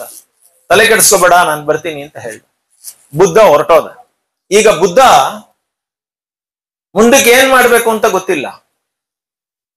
ಅವನು ಬೇರೆ ಬೇರೆ ಧರ್ಮಗಳವ್ರ ಜೊತೆಲಿ ಹೋದ, ಏನೆಲ್ಲ ತಪಸ್ ಮಾಡ್ದ, ಅವನಿಗೆ ಯಾವುದು ಏನು ಗೊತ್ತಾಗ್ಲಿಲ್ಲ. ಅದನ್ನ ಸಾಂಖ್ಯರ ಜೊತೆಯಲ್ಲಿ ಹೋದ, ತಪಸ್ ಮಾಡ್ದ. ಸಾಂಖ್ಯರ ಸಿದ್ಧಾಂತಗಳೆಲ್ಲ ಅರ್ಥ ಆಗ್ತಾ ಇತ್ತು, ಆದ್ರೆ ಅದು ಪರಿಪೂರ್ಣ ಅನ್ನಿಸ್ಲಿಲ್ಲ ಅವನಿಗೆ. ಹೀಗೆ ಎಲ್ಲ ಸಿದ್ಧಾಂತಗಳನ್ನ ನೋಡಿದಾಗ ಅವನಿಗೆ ಪರಿಪೂರ್ಣ ಅಂತ ಅನ್ನಿಸ್ಲಿಲ್ಲ. ಕಡೆಗೆ ಅವನು ಒಂದು ಬೋಧಿ ವೃಕ್ಷದ ಕೆಳಗಡೆ ಕುಂತ್ಕೊಂಡು ಅತ್ಯಂತ ಪ್ರೀತಿಯಿಂದ ಧ್ಯಾನವನ್ನ ಮಾಡ್ದ. ಆ ಧ್ಯಾನದಲ್ಲಿ ಅವನಿಗೆ ಪೂರ್ಣವಾಗಿ ಆತ್ಮಜ್ಞಾನ ಬಂದ್ಬಿಡ್ತು. ನಿಮ್ಗೆಲ್ಲ ಗೊತ್ತಿದೆ, ಅವನು ಪೌರ್ಣಿಮೆಯ ದಿನ, ವೈಶಾಖ ಶುದ್ಧ ಪೌರ್ಣಿಮೆಯ ದಿನ ಅವನಿಗೆ ಜ್ಞಾನೋದಯ ಆಯ್ತು. ಆಗ ಅವನು ಬುದ್ಧನಾದ, ಸಿದ್ಧಾರ್ಥ ಬುದ್ಧನಾದ. ಈಗ ಅವನು ಬುದ್ಧನಾದ ತಕ್ಷಣವೇ ಅವನು ಮೊದಲ ಪ್ರವಚನವನ್ನ ಸಾರನಾಥದ ಜಿಂಕೆ ಉದ್ಯಾನವನದಲ್ಲಿ, ಅದಕ್ಕೆ ಋಷಿಪಟ್ಟಣ ಮೃಗದಾವ ಅಂತ ಕರೀತಾರೆ, ಆ ಜಾಗದಲ್ಲಿ ಮೊದಲ ಒಂದು ಪ್ರವಚನವನ್ನ ನೀಡಿದ. ಅದಕ್ಕೆ ಧರ್ಮಚಕ್ರ ಪ್ರವರ್ತನ ಅಂತ ಹೆಸರು. ಬುದ್ಧನ ಪ್ರತಿಮಾಶಾಸ್ತ್ರಗಳೆಲ್ಲ ಬುದ್ಧನ ಜೀವನದ ಆಧಾರದ ಮೇಲೆ ಪ್ರತಿಮೆಗಳೆಲ್ಲ ಬಂದಿವೆ. ಇದನ್ನ ನೀವು ಮುಖ್ಯವಾಗಿ ಅರ್ಥ ಮಾಡ್ಕೋಬೇಕು. ಬುದ್ಧನ ಜನನ, ಬುದ್ಧನ ಪರಿತ್ಯಾಗ, ಮಹಾಪರಿತ್ಯಾಗ, ಮಹಾ ನಿಷ್ಕ್ರಮಣ ಅಂದ್ರೆ ಅರಮನೆಯನ್ನು ಬಿಡೋದು, ಮತ್ತು ಅವನು ದುಃಖಗಳನ್ನು ನೋಡಿದ್ದು, ಮತ್ತು ಅವನು ಬೋಧಿಸತ್ವನಾಗಿ ಜ್ಞಾನವನ್ನು ಪಡೆದಿದ್ದು, ಬೋಧಿ ವೃಕ್ಷದ ಅಡಿಯಲ್ಲಿ ಜ್ಞಾನವನ್ನು ಪಡ್ಕೊಂಡಿದ್ದು, ಮತ್ತು ಅವನ ಮಹಾಪರಿನಿರ್ವಾಣ ಅಂತಂದ್ರೆ ತಾನು ಪ್ರಾಣವನ್ನ ತ್ಯಾಗ ಮಾಡಿದ್ದು ಮತ್ತು ಮೊದಲ ಪ್ರವಚನವನ್ನ ನೀಡಿದ್ದು. ಇದು ಬುದ್ಧನ ಜೀವನದ ಪ್ರಮುಖ ಘಟನೆಗಳು. ಒಂದ್ಸಲ ಮತ್ತೆ ರಿಪೀಟ್ ಮಾಡೋದಾದ್ರೆ, ಬುದ್ಧನ ಮೊದಲ ಜನನ ಅದು ಲುಂಬಿನಿ ವನದಲ್ಲಿ, ಎರಡನೇದು ಅವನು ಮದುವೆಯಾಗಿದ್ದು, ಮೂರನೇದು ಅವನ ಮಗುವಾಗಿದ್ದು, ಅವನು ತ್ಯಾಗವನ್ನು ಮಾಡಿದ್ದು, ದುಃಖಗಳನ್ನ ಸಂಧಿಸಿದ್ದು, ಜ್ಞಾನೋದಯವನ್ನ ಪಡೆದಿದ್ದು, ಮೊದಲ ಧರ್ಮ ಪ್ರವಚನವನ್ನು ಮಾಡಿದ್ದು, ಮತ್ತು ತನ್ನ ಶರೀರವನ್ನು ಬಿಟ್ಟಿದ್ದು. ಇದಿಷ್ಟು ಬುದ್ಧನ ಜೀವನದ ಮಹಾಘಟನೆಗಳು. ಇದಕ್ಕೆ ಆಧಾರವಾಗಿಯೇ ಬೌದ್ಧ ಧರ್ಮದಲ್ಲಿ ಎಲ್ಲ ಪ್ರತಿಮೆಗಳು ನೆಲೆಗೊಂಡಿವೆ. ಇದನ್ನ ನಾವು ಮೊದಲು ಅರ್ಥ ಮಾಡ್ಕೋಬೇಕು. ಬುದ್ಧ ಜ್ಞಾನೋದಯ ಆಗಿದ್ದೇನು, ಏನನ್ನ ಟೀಚ್ ಮಾಡ್ದ ಅಂತ ನೀವು ಕೇಳ್ಬೇಕು. ಬುದ್ಧ ಜ್ಞಾನೋದಯವಾಗಿದ್ದು ಏನು, ಬುದ್ಧನಿಗೆ ಕಂಡುಕೊಂಡಿದ್ದೇನು? 4 ಆರ್ಯ ಸತ್ಯಗಳು. ಮೊದಲನೇದು ದುಃಖ. ಎಲ್ಲ ಹೇಳ್ತೀರಾ ಒಂದ್ಸಲ? ದುಃಖ ಹೇಳಿ. ದುಃಖ. ಎರಡನೇದು ಸಮುದಾಯ, ಮೂರನೇದು ನಿರೋಧ, ನಾಲ್ಕನೇದು ಮಾರ್ಗ. ಅಂದ್ರೆ ಬುದ್ಧ ಕಂಡ 4 ಆರ್ಯ ಸತ್ಯಗಳಿವು. ಈ ಜಗತ್ತೇ ದುಃಖದಿಂದ ಕೂಡಿದೆ, ಅದಕ್ಕೆ ದುಃಖ ಅಂತ ಕರೀತಾರೆ. ಈ ಜಗತ್ತೇ, this world is full of sorrows, ಈ ಪ್ರಪಂಚವೇ ದುಃಖದಿಂದ ಕೂಡಿದೆ ಅನ್ನೋದು ಮೊದಲನೆಯ ಆರ್ಯ ಸತ್ಯ. ಅದನ್ನೇ ಅವ್ರು ಹೇಳಿದ್ದು. ದುಃಖ, ಅದಾದ ನಂತರ ಸಮುದಾಯ, ನಿರೋಧ ಮತ್ತು ಪಥ, ಮಾರ್ಗ. ಅದು ಪಾಲಿ ಭಾಷೆಯಲ್ಲಿ ಇರೋದ್ರಿಂದ ದುಃಖ, ಸಮುದಾಯ, ನಿರೋಧ, ಮಾರ್ಗ ಅಂತ ಹೇಳ್ತಾರೆ. ಅದು ಸಂಸ್ಕೃತದಲ್ಲಿ ದುಃಖಂ, ನಿರೋಧಂ, ಸಮುದಾಯ, ಮಾರ್ಗ ಅಂತ ಹೇಳ್ತಾರೆ. ಅಂದ್ರೆ ಈ ಜಗತ್ತೇ ದುಃಖದಿಂದ ಕೂಡಿದೆ. ಈ ಜಗತ್ತಿನ ದುಃಖಕ್ಕೆ ಆಸೆಯೇ ಕಾರಣ. ಆಸೆಯನ್ನು ನಿರೋಧಿಸಿದರೆ ದುಃಖವನ್ನ ನಿರಾಕರಿಸಬಹುದು ಅಥವಾ ದುಃಖದಿಂದ ಪಾರಾಗಬಹುದು. ಆದರೆ ಆ ದುಃಖವನ್ನು ನಿರಾಕರಿಸಲು ನಮಗೆ ಮಾರ್ಗಗಳು ಮುಖ್ಯ. ಆ ಮಾರ್ಗವೇ ಅಷ್ಟಾಂಗ ಮಾರ್ಗ. ಸೊ 4 ಆರ್ಯ ಸತ್ಯಗಳಿಗೆ 8 ಆರ್ಯ ಸತ್ಯಗಳು, ಮಾರ್ಗಗಳು ಬಂದವು. ಆ 8 ನೀತಿಯ ಮಾರ್ಗಗಳು ಅಥವಾ ಅಷ್ಟಾಂಗ ಮಾರ್ಗಗಳು ಯಾವುದು ಅಂತ ಕೇಳಿದ್ರೆ, ಸರಿಯಾದ ದೃಷ್ಟಿಕೋನ, ಸರಿಯಾಗಿ ನೋಡ್ಬೇಕೆಲ್ಲಾನು, ಸರಿಯಾದ ಭಾವದಿಂದ ನೋಡ್ಬೇಕು, ಸರಿಯಾದ ಮಾತನ್ನ ಆಡ್ಬೇಕು, ಸರಿಯಾದ ಕ್ರಿಯೆಯನ್ನ ಮಾಡಬೇಕು, ಸರಿಯಾದ ಜೀವನೋಪಾಯವನ್ನು ಮಾಡಬೇಕು, ಸರಿಯಾದ ಪ್ರಯತ್ನವನ್ನ ಮಾಡಬೇಕು, ಸರಿಯಾಗಿ ಸಾವಧಾನದಿಂದ ಮಾಡಬೇಕು, ಮತ್ತು ಸರಿಯಾದ ಮನಸ್ಸಿನಿಂದ ಮಾಡಬೇಕು. ಇದು ಬುದ್ಧನ ಪ್ರಮುಖವಾದಂತಹ ವಿಚಾರ. ಈಗ ಬುದ್ಧನ ಪರಿನಿರ್ವಾಣವಾಯಿತು, ಬುದ್ಧ ಸತ್ತಾಯ್ತು, ಬುದ್ಧ ಮರಣ ಹೊಂದಿದ. ಬುದ್ಧ ಮರಣ ಹೊಂದುವಾಗ ಬುದ್ಧ ಅನೇಕ ಜನರನ್ನ ತನ್ನ ಧರ್ಮಕ್ಕೆ ಸೆಳೆದುಕೊಂಡಿದ್ದ. ಆದರೆ ಬುದ್ಧ ಧರ್ಮ ಬುದ್ಧನ ಮರಣಾನಂತರ ಬೇಕಾದಷ್ಟು ಭಾಗಗಳಾಗಿ ಒಡೆದೋಯ್ತು. ಆ ಒಡೆದ ಭಾಗಗಳನ್ನ ನಾವು ಹೇಳ್ತೀವಿ, ಯಾವುದು ಬುದ್ಧನ ಮೂಲ ತತ್ವಗಳನ್ನ ಫಾಲೋ ಮಾಡ್ತಾ ಇದ್ರೋ ಅವರನ್ನ ಬುದ್ಧನ ಮೂಲ ತತ್ವಗಳನ್ನ ಫಾಲೋ ಮಾಡದೇ ಇರೋರು ಹೀನಯಾನ ಅಂತ ಕರೆದ್ರು. ಹೀನಯಾನ ಅಂದ್ರೇನು? ಲೋಯೆಸ್ಟ್ ವೆಹಿಕಲ್, ಕಡಿಮೆ ಮಾರ್ಗ, ಬಹಳ ಕಡಿಮೆ ಮಾರ್ಗ ಅಂತ ಕರೆದ್ರು. ಯಾರು ಕರೆದಿದ್ದು? ಬುದ್ಧನ ಸರಿಯಾದ ಮಾರ್ಗವನ್ನ ಅನುಸರಿಸ್ತಾ ಇದ್ರಲ್ಲ, ಕಠಿಣವಾದ ಮಾರ್ಗ, ಬುದ್ಧ ಹೇಳಿದ್ದನ್ನೆಲ್ಲ ಫಾಲೋ ಮಾಡ್ತಾ ಇದ್ರಲ್ಲ, ಆ ಕಠಿಣವಾದ ಮಾರ್ಗವನ್ನ ಫಾಲೋ ಮಾಡದೇ ಇರುವಂತಹ ಸರಳ ಮಾರ್ಗವನ್ನ ಬೋಧಿಸಿದಂತಹ ಮಹಾಯಾನಿಗಳು, ಅದಕ್ಕೆ ಮಹಾಸಾಂಘಿಕರು ಹೀನಯಾನ ಅಂತ ಹೆಸರು ಕೊಟ್ರು. ಸೊ ಅವ್ರದ್ದು ಹೀನಯಾನ ಆಯ್ತು, ಮಹಾಸಾಂಘಿಕರದು ಮಹಾಯಾನ ಆಯ್ತು. ಅಂದ್ರೆ ಶ್ರೇಷ್ಠವಾದಂತಹ ಪಂಥಗಳು. ಇದಿಷ್ಟಲ್ದೇನೆ ವೈದಿಕ ತತ್ವದ ಪ್ರಕಾರ ಪ್ರತ್ಯಕ್ಷ, ಅನುಮಾನ, ಶಬ್ದ, ಉಪಮಾನ ಅನ್ನುವಂತಹ 4 ಪ್ರಮಾಣಗಳನ್ನು ಒಪ್ಕೊಂಡಿದ್ರು. ಆದರೆ ಬೌದ್ಧರು ಈ ಉಪಮಾನ ಮತ್ತು ಶಬ್ದ ಅನ್ನುವಂತಹ ವೇದ ಪ್ರಮಾಣವನ್ನ ಕೈಬಿಟ್ರು. ಸೊ ಹೀಗಾಗಿ ಬೌದ್ಧ ಧರ್ಮದಲ್ಲಿ 2 ಪ್ರಮುಖವಾದಂತಹ ಪಂಗಡಗಳು ಮೊದಲಿಗೆ ಉತ್ಪತ್ತಿ ಆಯಿತು. ಅದನ್ನ ಹೀನಯಾನ, ಮಹಾಯಾನ ಅಂತ ಕರಿತೀವಿ. ನಂತರ ಕಾಲದಲ್ಲಿ ತಂತ್ರಗಳು ಸೇರ್ಕೊಳ್ತು. ತಂತ್ರ, ಮಂತ್ರ, ಯಂತ್ರ ಪೂಜೆಗಳು ಏನ್ ಹಿಂದೂ ಧರ್ಮದಲ್ಲಿ ಇದೆ ಅದೇ ಪೂಜೆಗಳು ತಿರ್ಗಾ ಬೌದ್ಧ ಧರ್ಮದಲ್ಲಿಯೂ ಬಂತು. ಅವರನ್ನ ವಜ್ರಯಾನಿಗಳು ಅಂತ ಕರೆದ್ರು. ಹೀಗಾಗಿ ಹೀನಯಾನ, ಮಹಾಯಾನ, ವಜ್ರಯಾನ ಅಂತ 3 ಭಾಗಗಳಾಯ್ತು. ಯಾವುದು? ಬೌದ್ಧ ಧರ್ಮ. ಇದಷ್ಟೇ ಅಲ್ದೇನೆ ಹೀನಯಾನ ತಿರ್ಗಾ 11 ಭಾಗಗಳಾಯ್ತು. ಅವ್ರುಗಳು ಯಾರ್ಯಾರು ಅಂತ ಕೇಳಿದ್ರೆ ಮಹಿಷಾಸಕ, ಧರ್ಮಗುಪ್ತಿಕ, ಸರ್ವಾಸ್ತಿವಾದ, ಕಶ್ಯಪೀಯ, ಹೈಮವತ, ಸಾಂಕ್ರಾಂತಿಕ ಅಥವಾ ಸೂತ್ರಾಂತಿಕ ಅಂತ ಕರೀತಾರೆ. ಅದೇ ರೀತಿ ಸುತ್ತವಾದ, ವತ್ಸಿಪುತ್ರೀಯ, ಸಂಮಿತೀಯ, ಧರ್ಮೋತ್ತರೀಯ, ಭದ್ರಾಯಣೀಯ, ಸಾಂಗರೀಕ ಅಥವಾ ಚಾಂಗರೀಕ ಅನ್ನೋದು 11 ಭಾಗಗಳಾಗಿ ಹೀನಯಾನ. ನೀವು ಅರ್ಥ ಮಾಡ್ಕೋತಾ ಇದ್ದೀರಿ ಅಂತ ಅನ್ಕೊಳ್ತೀನಿ. ಇಲ್ಲಿ ಮಾತ್ರ ಅರ್ಥ ಮಾಡ್ಕೊಂಡ್ಬಿಡಿ, ಆಮೇಲೆ ಪ್ರತಿಮೆ ಶಾಸ್ತ್ರಕ್ಕೆ ಹೋಗೋಣ. ಹೀನಯಾನ, ಮಹಾಯಾನ, ವಜ್ರಯಾನ ಅಂತ ಆಗಿದ್ದು ತಿರ್ಗಾ ಹೀನಯಾನವೇ ಎಷ್ಟು ಭಾಗ ಆಯ್ತು? 11 ಭಾಗಗಳಾಯ್ತು. ತಿರ್ಗಾ ಮಹಾಯಾನ ಅನ್ನೋದು ಅದನ್ನ ಮಹಾಸಾಂಘಿಕ ಪಂಥ ಅಂತ ಕರೀತಾರೆ. ಅದು ಕೂಡ ಗೋಕುಲೀಯ, ಪನ್ನತಿವಾದ, ಬಹುಶ್ರುತೀಯ, ಪೂರ್ವಶೈಲ, ಅಪರಶೈಲ, ಏಕವ್ಯವಹಾರಿಕ, ಚೈತ್ಯಕ ಅಂತ 7 ಭಾಗಗಳಾಯ್ತು. 11 ಭಾಗ ಹೀನಯಾನ, 7 ಭಾಗ ಆಯ್ತು. ಈಗ ಇದೇನಿದು ಇವ್ರದ ಈ ಎಲ್ಲ ವಿಚಾರಗಳಲ್ಲಿ ಏನ್ ಮಧ್ಯದಲ್ಲಿದೆ ಅಂತ ಕೇಳಿದ್ರೆ ಒಂದ್ ಚಿಕ್ಕ ಚಿಕ್ಕ ಪಾಯಿಂಟ್. ಉದಾಹರಣೆಗೆ, ಬುದ್ಧನು ಅತಿಮಾನುಷ ಗುಣಗಳನ್ನು ಹೊಂದಿರುವಂತಹ ಮನುಷ್ಯ ಅನ್ನೋದು ಒಂದು ಪರಿಪೂರ್ಣವಾದಂತಹ ವ್ಯಕ್ತಿತ್ವ. ಅವನು ಯಾವುದೇ ರೀತಿಯಲ್ಲಿ ಪತನ ಹೊಂದೋದಿಲ್ಲ ಅನ್ನೋದು ಹೀನಯಾನದ ವಿಚಾರ. ಅಂದ್ರೆ ಬುದ್ಧ ಮನುಷ್ಯನೇ, ಆದ್ರೆ ದೇವರ ಸ್ವರೂಪಕ್ಕೆ ಬಂದಾಯ್ತು, ಇನ್ನು ದೇವರಾಗಿರೋದ್ರಿಂದ ಕೆಳಗಡೆ ಉದುರೋದಿಲ್ಲ ಅನ್ನೋದು ಅವರ ಒಂದು ವಾದ. ಅಂದ್ರೆ ಅಲ್ಲಿಂದ ಪತನವಾಗೋದಿಲ್ಲ ಅಂತ. ಅದು ಅರ್ಹತ್ ಅಂತ ಕರಿತೀವಿ ನಾವು. ಅರ್ಹತ್ ಅಂದ್ರೆ ಪರಿಪೂರ್ಣ ಅಂತ. ಆದರೆ ಇದು ಥೇರವಾದಿಗಳು ನಂಬಿದ್ದಿದ್ದು. ಆದ್ರೆ ಮಹಿಷಾಸಕರು ಉಪಪಂಥಕವಾಗಿದ್ದು ಅವರೇನ್ ಹೇಳ್ತಾ ಇದ್ರು ಅಂದ್ರೆ ಅರ್ಹತ್ತನೇ ತಪ್ಪು ಮಾಡಿದ್ರು ಕೂಡ ಕೆಳಗಡೆ ಬಂದ್ಬಿಡ್ತಾನೆ ಅನ್ನೋದು ಅವ್ರ ಪಾಯಿಂಟ್. ಅರ್ಹತ್ ಆದ್ಮೇಲೆ ತಪ್ಪು ಮಾಡಕ್ ಅವಕಾಶವೇ ಇಲ್ಲ ಅನ್ನೋದು ಥೇರವಾದಿಗಳದು. ತಪ್ಪು ಮಾಡಿದ್ರೆ ಅವನು ಕೆಳಗೆ ಬರ್ತಾನೆ ಅನ್ನೋದು ಮಹಿಷಾಸಕರದು. ಈಗ ಧರ್ಮಗುಪ್ತರು ಅರ್ಹರ ದೇಹ ಶುದ್ಧವಾಗಿದೆ, ಬೀಳೋದೇ ಇಲ್ಲ ಅನ್ನೋದು ಅವ್ರ ಪಾದ.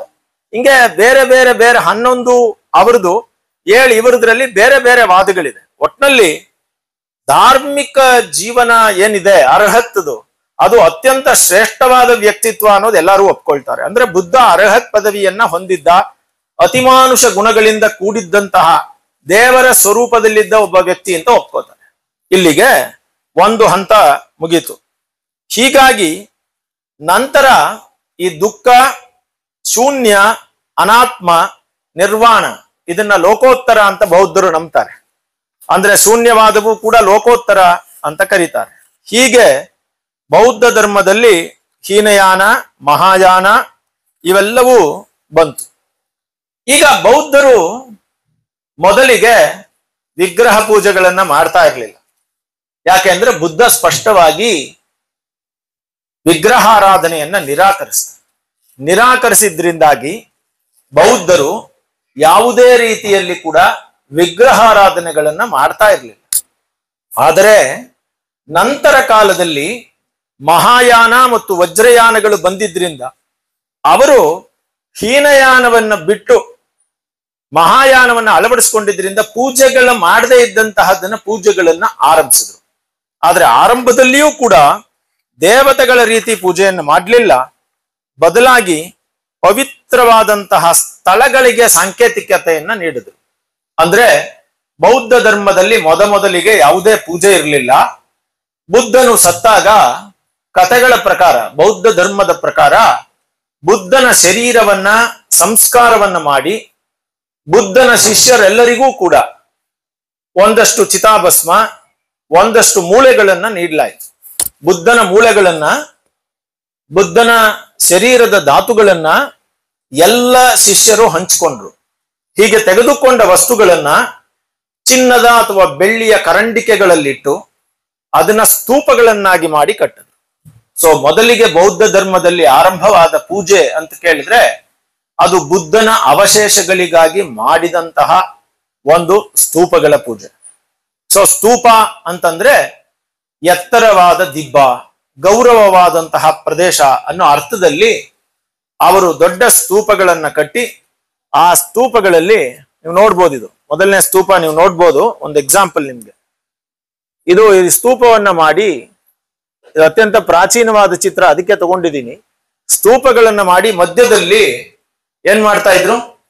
ಬುದ್ಧನ ಸ್ತೂಪಗಳಲ್ಲಿ ಏನಿರುತ್ತೆ? ಬುದ್ಧನ ಅವಶೇಷಗಳಿರ್ತವೆ. ಬುದ್ಧನ ಅವಶೇಷಗಳನ್ನ 3 ಭಾಗಗಳಾಗಿ ವಿಂಗಡಣೆ ಮಾಡಿದ್ರು. ಮೊದಲನೇ ಬುದ್ಧನ ಅವಶೇಷ ಅಂದ್ರೆ ಅದು ಬಂದು ಶಾರೀರಿಕ ಅಂದ್ರೆ ಪಾರಿಭಾಷಿಕ ಧಾತು, ಪರಿನಿರ್ದೇಶಿತ ಧಾತು, ಶಾರೀರಿಕ ಧಾತು ಅಂತ 3. ಅದರಲ್ಲಿ ಮೊದಲನೇದು ಶಾರೀರಿಕ ಧಾತು. ಶಾರೀರಿಕ ಧಾತು ಅಂದ್ರೆ ಏನು? ಶರೀರದ ಭಾಗಗಳು. ಉದಾಹರಣೆಗೆ ಬುದ್ಧನ ಕೂದಲು, ಬುದ್ಧನ ಮೂಳೆ, ಬುದ್ಧನ ಹಲ್ಲು, ಅದೇ ರೀತಿ ಬುದ್ಧನ ಚಿತಾಭಸ್ಮ, ಇವೆಲ್ಲವೂ ಏನಿದು? ಬುದ್ಧನ ಶರೀರದಿಂದಲೇ ಬಂದಂತಹ ವಸ್ತುಗಳು. ಇದಕ್ಕೇನ್ ಹೆಸರು? ಶಾರೀರಿಕ ಧಾತು. ಶಾರೀರಿಕ ಧಾತು ಅಂದ್ರೆ ಏನು? ಶರೀರದಿಂದ ಬಂದಂತಹ ವಸ್ತುಗಳು. ಇದು ಶಾರೀರಿಕ ಧಾತು. ಎರಡನೇದು ಪರಿನಿರ್ದೇಶಿತ ಧಾತು ಅಂದ್ರೆ ಬುದ್ಧ ಉಪಯೋಗಿಸುತ್ತಿದ್ದ ವಸ್ತುಗಳು. ಬುದ್ಧ ಯೂಸ್ ಮಾಡ್ತಾ ಇದ್ದಂತಹ ಬಟ್ಟೆ, ಬುದ್ಧ ಯೂಸ್ ಮಾಡ್ತಾ ಇದ್ದಂತಹ ಪಾತ್ರೆ, ಬುದ್ಧ ಯೂಸ್ ಮಾಡ್ತಾ ಇದ್ದಂತಹ ಲೇಖನಿ, ಬುದ್ಧ ಯೂಸ್ ಮಾಡ್ತಾ ಇದ್ದಂತಹ ವಸ್ತುಗಳು, ಇವೆಲ್ಲ ಏನಿದು? ಇದನ್ನ ಪರಿನಿರ್ದೇಶಿತ ಧಾತು ಅಂತ ಕರೆದ್ರು. ಒಂದು ವೇಳೆ ಸ್ತೂಪಗಳಲ್ಲಿ ಶಾರೀರಿಕ ಧಾತುಗಳು ಇಲ್ಲದೆ ಹೋದ್ರೆ ಏನಿರ್ತದೆ? ಬುದ್ಧನಿಗೆ ಸಂಬಂಧಪಟ್ಟ ವಸ್ತುಗಳಿರ್ತವೆ. ಮೂರನೇದು ಪಾರಿಭಾಷಿಕ ಧಾತು ಅಂದ್ರೆ ಬುದ್ಧನಿಗೆ ಸಂಬಂಧಪಟ್ಟಂತಹ ಚಿಹ್ನೆಗಳು. ಉದಾಹರಣೆಗೆ ಬೋಧಿ ವೃಕ್ಷ, ಪಾದುಕೆ, ಧರ್ಮಚಕ್ರ, ಅವನ ಮುದ್ರೆಗಳು, ಇವೆಲ್ಲವೂ ಯಾವುದಿದು? ಅವನಿಗೆ ನಿರ್ದೇಶಪಟ್ಟಂತಹ ಸಂಬಂಧಿಸಿದ ಚಿಹ್ನೆಗಳು. ಇವುಗಳನ್ನ ಅವರು ಬಳಸಿದ್ರು. ಸೊ ಹೀಗಾಗಿ ಮೊದಲಿಗೆ ಬೌದ್ಧ ಧರ್ಮದಲ್ಲಿ ವಿಗ್ರಹಾರಾಧನೆ ಇಲ್ಲದೆ ಹೋದ್ರೂ ಕೂಡ ಸ್ತೂಪಗಳ ಆರಾಧನೆ ಆರಂಭವಾಯಿತು. ಅಶೋಕನ ಪ್ರಕಾರ ಸುಮಾರು 60,000ಕ್ಕೂ ಹೆಚ್ಚು ಅವನು ಸ್ತೂಪಗಳನ್ನ ಭಾರತದಲ್ಲೆಲ್ಲ ನಿರ್ಮಿಸಿದ ಅಂತ ಬರ್ತದೆ. ಇದು ಕಾಲಾನಂತರದಲ್ಲಿ ಏನಾಯ್ತು ಅಂತ ಕೇಳಿದ್ರೆ, ಬುದ್ಧನಿಗೆ ಮಾತ್ರವಲ್ಲ, ಬುದ್ಧನ ಶಿಷ್ಯರಿಗೆ ಸಂಬಂಧಪಟ್ಟಂತಹ ಶಾರೀರಿಕ ಪರಿನಿರ್ದೇಶಿತ ಪಾರಿಭಾಷಿಕ ಧಾತುಗಳನ್ನು ಕೂಡ ಸ್ತೂಪದಲ್ಲಿ ಬಳಸೋದಕ್ಕೆ ಸ್ಟಾರ್ಟ್ ಮಾಡಿದ್ರು. ಉದಾಹರಣೆಗೆ ಬುದ್ಧನಿಗೆ 4 ಜನ ಶಿಷ್ಯರು ಪ್ರಮುಖವಾಗಿದ್ರು. ಸಾರಿಪುತ್ರ, ಉಪಾಲಿ, ಆನಂದ, ಇವರೆಲ್ಲರೂ ಅವನಿಗೆ ಶಿಷ್ಯರಾಗಿದ್ರು. ಅವರದನ್ನು ಕೂಡ ಈ ಸಾಂಚಿಯಲ್ಲಿ ನಮಗೆ ಗೊತ್ತಾಗಿದೆ ಎಕ್ಸ್ಕವೇಷನ್ ನಿಂದ. ಅಲ್ಲಿ ಅವನ ಶಿಷ್ಯರ ಪರಿನಿರ್ದೇಶಿತ ಶಾರೀರಿಕ ಧಾತುಗಳನ್ನ ಕೂಡ ಬಳಸಿದ್ರು ಅಂತ. ಹೀಗಾಗಿ ಮೊದಲಿಗೆ ಅವನ ಬುದ್ಧನ ಅವಶೇಷಗಳು, ಬುದ್ಧನ ಧಾತುಗಳ ಮೇಲೆ ಪೂಜೆಗಳು ಆರಂಭವಾದವು. ಪೂಜೆ ಅಂತಂದ್ರೆ ಏನು? ನಿಮ್ ಪ್ರಕಾರ ದೇವಸ್ಥಾನದಲ್ಲಿ ಮಾಡೋ ಪೂಜೆ ತರಾನೇ ಇರಬೇಕು ಅಂತೇನಿಲ್ಲ. ಆದ್ರೆ ಪೂಜೆ ಅಂದ್ರೆ ಗೌರವಿಸುವಂತಹ ಒಂದು ಮಾರ್ಗಗಳು ಆರಂಭವಾದವು. ದಿನ ಹೋಗೋದು, ಪ್ರಾರ್ಥನೆ ಮಾಡೋದು, ಅಲ್ಲಿ ಪ್ರೇಯರ್ ಮಾಡೋದು ಎಲ್ಲವೂ ಆರಂಭವಾದವು. ಆದ್ರೆ ನಂತರ ಕಾಲದಲ್ಲಿ ಅವುಗಳನ್ನ ಬಿಟ್ಟು ಬೇರೆ ರೀತಿಯಲ್ಲಿ ಬುದ್ಧನ ಕಥೆಗಳನ್ನ ಹೇಳೋದಕ್ಕೆ ಆರಂಭ ಮಾಡಿದ್ರು. ಬಾರ್ಹೂತ್, ಸಾಂಚಿ, ಇಲ್ಲಿನ ಸ್ತೂಪಗಳಲ್ಲಿ ಅನೇಕ ಜಾತಕ ಕಥೆಗಳನ್ನ ಹೇಳಿದ್ರು. ಉದಾಹರಣೆಗೆ ನಿಮಗೆ ಒಂದು ಜಾತಕ ಕಥೆಯನ್ನ ನಿಮ್ಗೆ ಹಾಕಿದ್ದೀನಿ, ಬಾರ್ಹೂತ್ ಸ್ತೂಪದಿಂದ ಬಂದಿರುವಂತಹದ್ದು. ಈ ಜಾತಕ ಕಥೆಗಳಲ್ಲಿ ಬುದ್ಧನ ನೇರವಾದ ರೂಪವನ್ನ ತೋರಿಸ್ಲಿಲ್ಲ, ಬದಲಿಗೆ ಬುದ್ಧನ ಬೋಧಿಸತ್ವನಾದ ಕಥೆಗಳನ್ನ ತೋರಿಸ್ತಾ ಇದ್ರು. ಬೋಧಿಸತ್ವ ಮತ್ತು ಬುದ್ಧ ಅಂದ್ರೆ ಏನು ಅಂತ ಕೇಳ್ಬೇಕು ನೀವು. ಬುದ್ಧನ ಹಿಂದಿನ ಜನ್ಮಗಳ ಕಥೆಯೇ ಬೋಧಿಸತ್ವ. ಅಂದ್ರೆ ಬುದ್ಧನಾಗೋದಕ್ಕಿಂತ ಮುಂಚೆ ಪ್ರತಿಯೊಬ್ಬ ವ್ಯಕ್ತಿಯು ಬೋಧಿಸತ್ವನಾಗ್ತಾನೆ. ಅವನ ಜ್ಞಾನ ಪೂರ್ಣ ರೂಪಕ್ಕೆ ಬಂದಾಗ ಅವನು ಬುದ್ಧನಾಗ್ತಾನೆ ಅನ್ನೋದು ಒಂದು ಅವರ ಬೌದ್ಧ ಧರ್ಮದ ನಂಬಿಕೆ. ಹಾಗಾಗಿ ಅನೇಕ ಜನ್ಮಗಳಲ್ಲಿ ಬರ್ಬೇಕವರು. ಹಾಗೆ ಬುದ್ಧನೂ ಕೂಡ ಅನೇಕ ಜನ್ಮಗಳನ್ನ ತೆಗೆದುಕೊಂಡು ಬಂದಿದ್ದ. ಅಂತಹ ಕಥೆಗಳೇ ಬೌದ್ಧ ಜಾತಕ ಕಥೆಗಳು. ಜಾತಕ ಕಥೆಗಳಲ್ಲಿ ಬುದ್ಧನ ಹಿಂದಿನ ವಿಚಾರಗಳಿವೆ, ಆದ್ರೆ ಅದು ಮನುಕುಲಕ್ಕೆ ಒಳ್ಳೆಯ ಸಂದೇಶವನ್ನ ಕೊಡ್ತವೆ ಜಾತಕ ಕಥೆಗಳು. ನೀವು ನಿಜವಾಗ್ಲೂ ಜಾತಕ ಕಥೆಗಳನ್ನು ಓದ್ತಾ ಇದ್ರೆ ಬೌದ್ಧ ಧರ್ಮದ ಉದಾರವಾದಂತಹ ವಿಚಾರಗಳನ್ನ ನೀವು ತಿಳ್ಕೊಬಹುದು. ಒಂದು ಎಕ್ಸಾಂಪಲ್ ಇಲ್ಲಿ ನೋಡಿ, ಇಲ್ಲೊಂದು ಜಿಂಕೆ ಕಾಣ್ತಾ ಇದೆಯಾ? ಅದ್ರ ಪಕ್ಕದಲ್ಲಿ ಒಬ್ಬ ಬೇಟೆ ಆಡೋದಕ್ಕೆ ನಿಂತಿರೋ ನಂತರ ಕಾಣ್ತಾ ಇದೆಯಾ? ಉಪದೇಶ ಮಾಡ್ತಾ ಇದೆ ಜಿಂಕೆ. ಇದು ರುರು ಜಾತಕ ಅಂತ ಒಂದು ಜಾತಕ ಕಥೆ. ಇದು ಬಾರ್ಹೂತ್ ಸ್ತೂಪದಲ್ಲಿದೆ. ಈ ರುರು ಜಾತಕದ ಕಥೆ ಏನು ಅಂತ ಕೇಳಿದ್ರೆ, ಬುದ್ಧ ಬ್ರಹ್ಮದತ್ತನು ಕಾಶಿಯನ್ನ ಆಳ್ತಾ ಇರುವಾಗ ಬೋಧಿಸತ್ವನಾಗಿ ಹುಟ್ಟಿದ್ದ. ಆ ಬೋಧಿಸತ್ವನಾದಂತಹ ಜನ್ಮದಲ್ಲಿ ಒಂದು ಚಿನ್ನದ ಜಿಂಕೆಯಾಗಿ ಹುಟ್ಟಿದ. ಯಾರು ಹುಟ್ಟಿದ್ದು? ಬುದ್ಧ ಚಿನ್ನದ ಜಿಂಕೆಯಾಗಿ ಹುಟ್ಟಿದ್ದ. ಹಾಗೆ ಚಿನ್ನದ ಜಿಂಕೆಯಾಗಿ ಹುಟ್ಟಿದ್ದ ಒಂದು ದಿನ ಕಾಡಿನಲ್ಲಿ ಒಬ್ಬ ಶ್ರೀಮಂತ ವ್ಯಕ್ತಿ, ಕುಲೀನ ವ್ಯಕ್ತಿ ಗಂಗಾ ನದಿಯ ಪ್ರವಾಹದಲ್ಲಿ ಕೊಚ್ಕೊಂಡು ಹೋಗ್ತಾ ಇದ್ದ. ಹಾಗೆ ಗಂಗಾ ನದಿಯ ಪ್ರವಾಹದಲ್ಲಿ ಕೊಚ್ಚಿ ಹೋಗ್ತಾ ಇದ್ದಂತಹ ಅಂತಹ ವ್ಯಕ್ತಿಯನ್ನ ಬುದ್ಧ ಜಿಂಕೆಯ ತನ್ನ ಪಡೆಗಳಿಂದ ರಕ್ಷಿಸಿದ. ಅವನನ್ನ ಕರ್ಕೊಂಡು ಬಂದ ದಡಕ್ಕೆ. ಅವನಿಗೆ ಸಂತೋಷ ಆಯ್ತು ಜೀವ ಉಳಿದಿದ್ದಕ್ಕಾಗಿ. ಯಾರಿಗೆ? ಆ ಕುಲೀನ ವ್ಯಕ್ತಿಗೆ. ಆ ಕುಲೀನ ವ್ಯಕ್ತಿ ಈ ಬುದ್ಧ ರಕ್ಷಿಸಿದ್ದನ್ನ, ಚಿನ್ನದ ಜಿಂಕೆಯಾಗಿರೋದನ್ನ, ಅವನು ಮಾತಾಡೋದನ್ನ ಗಮನಿಸಿದ್ದ. ಇದೇ ಸಮಯಕ್ಕೆ ಸರಿಯಾಗಿ ಕಾಶಿ ರಾಜನ ಹೆಂಡತಿ ಒಂದು ಚಿನ್ನದ ಜಿಂಕೆ ಇರುವುದಾಗಿಯೂ, ಆ ಚಿನ್ನದ ಜಿಂಕೆನ ಯಾರೋ ನೋಡಿದ್ದಾಗಿಯೂ, ಆ ಚಿನ್ನದ ಜಿಂಕೆಯನ್ನ ಯಾರಾದ್ರೂ ಬೇಟೆಯಾಡ್ಕೊಂಡು ಬಂದ್ರೆ ಅವರಿಗೆ ಇಷ್ಟು ಬಂಗಾರವನ್ನು ಕೊಡೋದಾಗಿಯೂ ಘೋಷಿಸಿದ್ಲು. ಇವನು ತಕ್ಷಣ ಇವನಿಗೆ ಆಸೆ ಬಂತು. ಯಾರಿಗೆ? ಆ ಜಿಂಕೆಯಿಂದ ರಕ್ಷಿತನಾಗಿದ್ನಲ್ಲ ಅವನು. ಪ್ರಾಣ ಉಳಿಸಿದವ್ರನ್ನ ಏನ್ ಮಾಡ್ಬೇಕು? ಕಾಪಾಡ್ಬೇಕು. ಆದ್ರೆ ಇವನೇನ್ ಮಾಡ್ದ? ರಾಣಿಯ ಚಿನ್ನದ ಆಸೆಗೆ ಒಳಗಾಗಿ ನನಗ್ ಗೊತ್ತು ಆ ಜಿಂಕೆ ಎಲ್ಲಿದೆ ಅಂತ ತೋರಿಸ್ತೀನಿ ಬಾ ಅಂತ ರಾಜನ್ ಕರ್ಕೊಂಡು ಹೋಗಿ ಬೇಟೆ ಆಡೋಕೆ ಅವಕಾಶ ಮಾಡಿಕೊಟ್ಟ. ಇದು ಮನುಷ್ಯರ ಸ್ವಭಾವ. ಪ್ರಾಣಿಯಾಗಿದ್ರು ಜಿಂಕೆಯಾಗಿದ್ದ ಬುದ್ಧ ಏನ್ ಮಾಡ್ದ? ಪ್ರಾಣ ಹೋಗ್ತಾ ಇದ್ದ ಮನುಷ್ಯನನ್ನ ರಕ್ಷಿಸ್ದ. ಆದ್ರೆ ಇವನೇನ್ ಮಾಡ್ದ? ರಾಣಿಗೆ ತೋರಿಸ್ಕೊಟ್ಬಿಟ್ಟು ಪ್ರಾಣ ತೆಗೆಯೋದಕ್ಕೆ ಕರ್ಕೊಂಡ್ಬಂದ. ಆಗ ಚಿನ್ನದ ಜಿಂಕೆ ಮಾತಾಡಿ ಈ ಜೀವನ, ದುಃಖ ಮತ್ತು ಸಮುದಾಯ ನಿರೋಧ ಮಾರ್ಗಗಳ ಬಗ್ಗೆ ಉಪದೇಶ ಮಾಡ್ತು. ಯಾರಿಗೆ? ರಾಜನಿಗೆ. ರಾಜ ಪೂರ್ಣವಾಗಿ ಶರಣಾಗತನಾದ. ಆ ಜಿಂಕೆನ ಬೇಟೆ ಆಡ್ಲಿಲ್ಲ. ಇದು ರುರು ಜಾತಕದ ಕತೆ. ಈ ಕಥೆಯನ್ನ, ಈ ಜಾತಕ ಕಥೆಗಳನ್ನೆಲ್ಲ ಸ್ತೂಪಗಳಲ್ಲಿ ಅಳವಡಿಸ್ತಾ ಬುದ್ಧನ ಕಥೆಗಳನ್ನ ಅಳವಡಿಕೆ ಮಾಡಿದ್ರು. ಇದು ಮೊದಲನೇ ಹಂತ. ಇದು ಚಿತ್ರಗಳಲ್ಲಿ ಬೌದ್ಧ ಧರ್ಮದ ಪೂಜೆಗಳು ಆರಂಭವಾದ ಎರಡನೆಯ ಹಂತ ಇದು. ಆದ್ರೂ ಕೂಡ ಇಲ್ಲಿಯೂ ಬುದ್ಧನ ಯಾವ ಪ್ರತಿಮೆಗಳು ಅಥವಾ ಸಂಕೇತಗಳು ಇಲ್ಲ. ಇನ್ನೂ ಬುದ್ಧನ ಶಾರೀರಿಕ ಧಾತು, ಪರಿನಿರ್ದೇಶಿತ ಧಾತು, ಪಾರಿಭೋಗಿಕ ಧಾತುಗಳನ್ನು ಪೂಜೆ ಮಾಡ್ತಾ ಇದ್ದಾರೆ ಹೊರತು ಬುದ್ಧನ ಯಾವ ಪೂಜೆಗಳನ್ನು ಆರಂಭಿಸಲಿಲ್ಲ. ಆದ್ರೆ ಈ ಜಾತಕಗಳು ಬಹಳ ಎಲ್ಲ ಏಷ್ಯಾದ ಕಂಟ್ರಿಗಳಲ್ಲಿ ಬಹಳ ಅತ್ಯಂತ ಜನಪ್ರಿಯವಾಗಿದೆ. ನಾನು ಚಿಕ್ಕ ವಯಸ್ಸಲ್ಲಿ ಕೂಡ ಎಲ್ಲ ಜಾತಕ ಕಥೆಗಳನ್ನು ಓದಿದ್ದೀನಿ. ಸುತ್ತ ಪಿಟಕ, ವಿನಯ ಪಿಟಕ, ವಿಧಮ್ಮ ಪಿಟಕ ಮತ್ತು ಇವೆಲ್ಲವನ್ನು ದೀಘನಿಕಾಯ, ಕುದ್ದಕ ನಿಕಾಯ ಇವೆಲ್ಲವನ್ನು ನಾವು ಓದಿದ್ದೀವಿ. ಯಾಕಂದ್ರೆ ಇದು ಸ್ಫೂರ್ತಿ ಕೊಡುವಂತಹ ಕಥೆಗಳು. ಕಡೆಗೆ ಬುದ್ಧನ ಮರಣಾನಂತರ ಶತಮಾನಗಳಲ್ಲಿ ಬುದ್ಧನ ಧರ್ಮ ಬೋಧನೆಗಳನ್ನೆಲ್ಲ ಸಂಗ್ರಹಿಸಲಾಯಿತು. ಅವುಗಳನ್ನ 3 ಪಿಟಕಗಳನ್ನಾಗಿ ಮಾಡಲಾಯಿತು. ಅದೇನೆ ಏನು? ವಿನಯ ಪಿಟಕ ಅಂದ್ರೆ ಸನ್ಯಾಸಿಗಳು ಹೇಗೆ ನಡ್ಕೋಬೇಕು ಅನ್ನುವಂತಹದ್ದು, ಸುತ್ತ ಪಿಟಕ ಮತ್ತು ಅಭಿಧಮ್ಮ ಪಿಟಕ, ಧರ್ಮ ಅಂದ್ರೆ ಏನು ಅನ್ನೋದನ್ನ ಅಭಿಧಮ್ಮ ಪಿಟಕದಲ್ಲಿ ಹೇಳಲಾಗಿದೆ. ಹೀಗೆ ಬುದ್ಧನ ವಿಗ್ರಹ ರಹಿತ ಒಂದು ರೀತಿಯ ಪೂಜೆಗಳು ಆರಂಭವಾದವು. ನಂತರ ಬುದ್ಧನ ವಿಚಾರವನ್ನ ಸಾಂಕೇತಿಕ ರೂಪದಲ್ಲಿ ಪೂಜೆ ಮಾಡಲು ಆರಂಭವಾಯಿತು. ಅದನ್ನ ನಾವು ನೋಡೋದಾದ್ರೆ ಮಾನುಷ ಬುದ್ಧ, ಹಿಂದಿಂದಕ್ಕೆ ಹೋಗಿ ನಿಶ್ಚಿತ ಹಿಂದೆ. ಸೊ ಬುದ್ಧನ ಮಾನುಷ ರೂಪಗಳನ್ನ ಪೂಜೆ ಮಾಡೋದಕ್ಕೆ, ಅಂದ್ರೆ ಬುದ್ಧನ ಮನುಷ್ಯ ರೂಪಗಳನ್ನ, ಹಿಂದೆ ಮಾನುಷ ರೂಪ, ಬ್ಯಾಕ್ ಸೈಡ್ ಹಿಂದಕ್ಕೆ ಹೋಗಿ. ಹೀಗೆ ಬುದ್ಧನ ಮಾನುಷ ರೂಪಗಳನ್ನ ಪೂಜೆ ಮಾಡಲು ಆರಂಭವಾಯಿತು. ಇದು ಬುದ್ಧನ ಮಾನುಷ ರೂಪಗಳು. ಬುದ್ಧನ ಅನೇಕ ಮುದ್ರೆಗಳಿವೆ. ಬುದ್ಧನ ಮುದ್ರೆಗಳಲ್ಲಿ ಅತ್ಯಂತ ಪ್ರಧಾನವಾದ ಮುದ್ರೆಗಳು 10 ಮುದ್ರೆಗಳು. ಅದರಲ್ಲಿ ಭೂಸ್ಪರ್ಶ ಮುದ್ರೆ, ಧರ್ಮಚಕ್ರ ಪ್ರವರ್ತನ ಮುದ್ರೆ, ವರದ ಮುದ್ರೆ, ಅಭಯ ಮುದ್ರೆ ಇವೆಲ್ಲವೂ ಪ್ರಮುಖವಾದಂತಹ ಮುದ್ರೆಗಳು. ಈ ಮುದ್ರೆಗಳ ಮೂಲಕ ಇಲ್ಲಿ 2 ಬುದ್ಧರನ್ನ ತೋರಿಸಿದ್ದಾರೆ. ಒಂದು ನೋಡಿ 7 ಜನ ಅವರು, 3, 3, 6, 7. ಅದರ ಜೊತೆಲಿ ಮೈತ್ರೇಯ ಕೂಡ ಇದ್ದಾನೆ. ಮೈತ್ರೇಯ ಯಾರು ಅಂತ ಕೇಳಿದ್ರೆ ಭವಿಷ್ಯ ಬುದ್ಧ. ಆದಿಬುದ್ಧ ಅನ್ನೋನು ಒಬ್ಬ, ಮೊದಲು ಹುಟ್ಟಿದಂತಹ ಗೌತಮ ಬುದ್ಧ. ಇನ್ನು 4000 ವರ್ಷಗಳು ಕಳೆದ ನಂತರ ಇನ್ನೊಬ್ಬ ಬುದ್ಧ ಬರ್ತಾನೆ, ವಿಶ್ವಪಾಣಿಯಿಂದ ಬರ್ತಾನೆ. ಅವನು ಮೈತ್ರೇಯ ಬುದ್ಧ.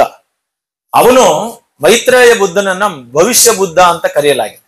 ಇವರನ್ನ ಮಾನುಷ ರೂಪದಲ್ಲಿ ಮೊದಲು ತೋರಿಸಿದ್ರು. ಇಲ್ಲಿ ನೋಡ್ಬೋದು ನೀವು, ಅವನ ಮುದ್ರೆಗಳೆಲ್ಲ ಬೇರೆ ಬೇರೆ ಮುದ್ರೆಗಳನ್ನು ಕೂಡ ಇವರನ್ನ ಕುಳಿತುಕೊಂಡಿರುವ ಹಾಗೆ, ನಿಂತುಕೊಂಡಿರುವ ಹಾಗೆ, ಓಡಾಡುತ್ತಿರುವ ಹಾಗೆ ತೋರಿಸುವಂತಹ ವಿಚಾರಗಳಿದೆ. ನೆಕ್ಸ್ಟ್ ಹೋಗೋಣ, ಮುಂದಕ್ಕೆ ಹೋಗಿ. ಇಲ್ಲಿ ಬುದ್ಧನ ಮುದ್ರೆಗಳನ್ನೆಲ್ಲ ನೀವು ನೋಡ್ಬೋದು. ಬುದ್ಧನ ಮುದ್ರೆಗಳಲ್ಲಿ ವರದ ಮುದ್ರೆ, ಅಭಯ ಮುದ್ರೆ, ಅಂದ್ರೆ ಸಮಸ್ತ ಪ್ರಾಣಿಗಳಿಗೂ ನಾನು ಅಭಯವನ್ನ ಕೊಡ್ತಾ ಇದ್ದೀನಿ ಅನ್ನೋದು ಅಭಯ ಮುದ್ರೆ. ಇದು ಬೋಧನಾ ಮುದ್ರೆ. ಬೋಧನಾ ಮುದ್ರೆಯ ಜೊತೆಗೆ ಧರ್ಮವನ್ನು ಬೋಧನೆ ಮಾಡ್ತಾ ಇದ್ದೀನಿ ಎನ್ನುವಂತಹ ಧರ್ಮಚಕ್ರ ಮುದ್ರೆ, ಧರ್ಮ ಪ್ರವರ್ತನ ಮುದ್ರೆ ಇದು. ಸೊ ಹೀಗೆ ಬುದ್ಧ ಭೂಮಿ ಸ್ಪರ್ಶ ಮುದ್ರೆ. ಮಾರ ಅಂತ ಒಬ್ಬ ಇದ್ದ. ಆ ಮಾರ ಅನ್ನವನು ಒಬ್ಬ ದುಷ್ಟ ರಾಕ್ಷಸ. ಅವನೇನ್ ಮಾಡ್ತಾನೆ ಅಂದ್ರೆ ಯಾರಿಗೂ ಒಳ್ಳೆಯ ಕೆಲಸಗಳೇ ಆಗಬಾರದು, ಒಳ್ಳೆಯ ಬುದ್ಧಿ ಒಳ್ಳೆಯ ಯೋಚನೆಗಳು ಬರಬಾರದು, ಅದನ್ನ ತಡೆಯೋದಕ್ಕೆ ಪ್ರಯತ್ನ ಪಡ್ತಾನೆ. ಹಾಗೆ ಬುದ್ಧ ಧರ್ಮದಲ್ಲಿ ಮಾರ ಯಾವ ಬೋಧಿಸತ್ವರಿಗೂ ಕೂಡ ಒಳ್ಳೆಯ ವಿಚಾರಗಳೇ ಬರದೇ ಇರುವ ಹಾಗೆ ತಡಿತಾನೆ. ಹಾಗೆ ಮಾರನನ್ನ ಗೆದ್ದು ಭೂಮಿಯನ್ನ ಕರೆದ ಸಾಕ್ಷಿಗಾಗಿ, ಹಾಗಾಗಿ ಅದನ್ನ ಭೂಸ್ಪರ್ಶ ಮುದ್ರೆ ಅಂತ ಕರೀತಾರೆ. ಆ ಭೂಸ್ಪರ್ಶ ಮುದ್ರೆಯನ್ನು ಕೂಡ ಬುದ್ಧನಿಗೆ ತೋರಿಸಲಾಗುತ್ತೆ. ಹೀಗೆ ಬುದ್ಧ ಅನೇಕ ಮುದ್ರೆಗಳ ಜೊತೆಯಲ್ಲಿ, ಇದು ನೋಡಿ, ಇದು ಧರ್ಮಚಕ್ರ ಪ್ರವರ್ತನ ಮುದ್ರೆ. ಈಗ ಧರ್ಮಚಕ್ರ ಪ್ರವರ್ತನ ಮುದ್ರೆ, ಇದು ಬೋಧನಾ ಮುದ್ರೆ. ಇದಕ್ಕೆ ಎಡಗೈಯನ್ನ ಸೇರಿಸಿ ಚಕ್ರದಂತೆ ತಿರುಗಿಸುವ ಆದ್ರೆ ಅದು ಏನದು ಧರ್ಮಚಕ್ರ ಪ್ರವರ್ತನ ಮುದ್ರೆ, ಅಂದ್ರೆ ಧರ್ಮವನ್ನ ಮುಂದಕ್ಕೆ ಪ್ರವರ್ತಿಸೋಣ ಅನ್ನುವಂತಹ ಮುದ್ರೆ. ಹೀಗೆ ಗಾಂಧಾರ, ಮಥುರಾ ಸ್ಕೂಲ್ಗಳಲ್ಲಿ ಬಂತು. ಮುಂದೆ ನೆಕ್ಸ್ಟ್ ಹೋಗಿ ಇಲ್ಲಿ ನೀವು ನೋಡ್ಬೋದು ಭೂಸ್ಪರ್ಶ ಮುದ್ರೆಯನ್ನ ನೋಡ್ಬೋದು. ಇದೇನಿದು ಭೂಸ್ಪರ್ಶ ಮುದ್ರೆ. ಹಲೋ, ಇದು ಭೂಸ್ಪರ್ಶ ಮುದ್ರೆ. ಏನನ್ನ ಮುಟ್ತಾ ಇದ್ದಾನ ಅವನು? ಏನಕ್ಕೆ ಭೂಮಿಯನ್ನ ಮುಟ್ತಾ ಇದ್ದಾನೆ? ಭೂಮಿಯನ್ನ ಸಾಕ್ಷಿ ಕರಿತಾ ಇದ್ದಾನೆ. ಯಾರ ಸಾಕ್ಷಿಗಾಗಿ? ಮಾರ ವಿಜಯಕ್ಕಾಗಿ. ಮಾರನ ಮೇಲೆ ಗೆದ್ದಿದ್ದೀನಿ ನಾನು ಅಂತ ತೋರ್ಸಕ್ಕೋಸ್ಕರ ಅವನು ಮಾಡಿದಾನೆ. ಗೌತಮ ಶಾಕ್ಯ ಮುನಿ ಬುದ್ಧ ಅಂತ ಕರೀತಾರೆ ಇದನ್ನ. ಗೌತಮ ಶಾಕ್ಯ ಬುದ್ಧ ಅಂತ ಕರೀತಾರೆ. ಗೌತಮನ ಮನುಷ್ಯ ರೂಪದಲ್ಲಿರುವಂತಹ ಪ್ರತಿಮೆ. ಇವನ ಜೊತೆಯಲ್ಲಿ ಬೋಧಿಸತ್ವರೆಲ್ಲ ಇದ್ದಾರೆ, ನೀವು ನೋಡ್ಬೋದು ಇಲ್ಲಿ. ಎಲ್ಲ ಬೋಧಿಸತ್ವರು ಅವನ ಜೊತೆಯಲ್ಲಿ ಕುಂತ್ಕೊಂಡು ಕೇಳ್ತಾ ಇದ್ದಾರೆ. ಬೌದ್ಧ ಧರ್ಮದ ಪ್ರಕಾರ ಬೋಧಿಸತ್ವರು ಮೋಕ್ಷವನ್ನ ಕೊಡೋದಕ್ಕೆ ಅರ್ಹರಲ್ಲ. ಅವರೇನಿದ್ರು ಟೀಚಿಂಗ್ಸ್ ಮಾಡ್ಬೋದು ಅಷ್ಟೇನೆ. ನಿರ್ವಾಣವನ್ನ ಯಾರಾದ್ರೂ ಬೋಧಿಸ್ಬೇಕಾದ್ರೆ ಅದಕ್ಕೆ ಬುದ್ಧನೇ ಬೇಕು. ಸೊ ಹಾಗಾಗಿ ಗೌತಮ ಬುದ್ಧ ಮೋಕ್ಷವನ್ನ ಕೊಡಬಲ್ಲ. ಆದ್ರೆ ಈಗ ಗೌತಮ ಬುದ್ಧ ಇಲ್ಲ. ಗೌತಮ ಬುದ್ಧ ಮುಗಿದೋಯ್ತು. ಈಗ ನೆಕ್ಸ್ಟ್ ಬರ್ಬೇಕಾದ ಬುದ್ಧ ಯಾರು? ಮೈತ್ರೇಯ. ಅವನ್ ಬರೋ ತನಕ ಬೋಧಿಸತ್ವರು ಏನ್ ಮಾಡ್ಬೋದು? ಟೀಚಿಂಗ್ಸ್ ಮಾಡ್ಬೋದು ಅಷ್ಟೇನೆ. ಮೋಕ್ಷವನ್ನು ಕೊಡ್ಬೇಕಾದ್ರೆ ಬುದ್ಧರಿಂದಲೇ ಸಾಧ್ಯ. ಆದ್ರಿಂದ ಏನ್ ಮಾಡ್ಬೇಕು? ಇರೋ ಬುದ್ಧನೇ ಕೊಡ್ಬೇಕು, ಇಲ್ಲ ಬುದ್ಧ ಇನ್ನೊಬ್ಬ ಬರಬೇಕು. ಯಾರವನು? ಮೈತ್ರೇಯ ಬುದ್ಧ. ಹಂಗಾಗಿ ಈ ಮೈತ್ರೇಯ ಬುದ್ಧ, ನೆಕ್ಸ್ಟ್ ಮೈತ್ರೇಯ ಬುದ್ಧ ಹಿಂದೆ ಹೋಗಿ. ಮೈತ್ರೇಯ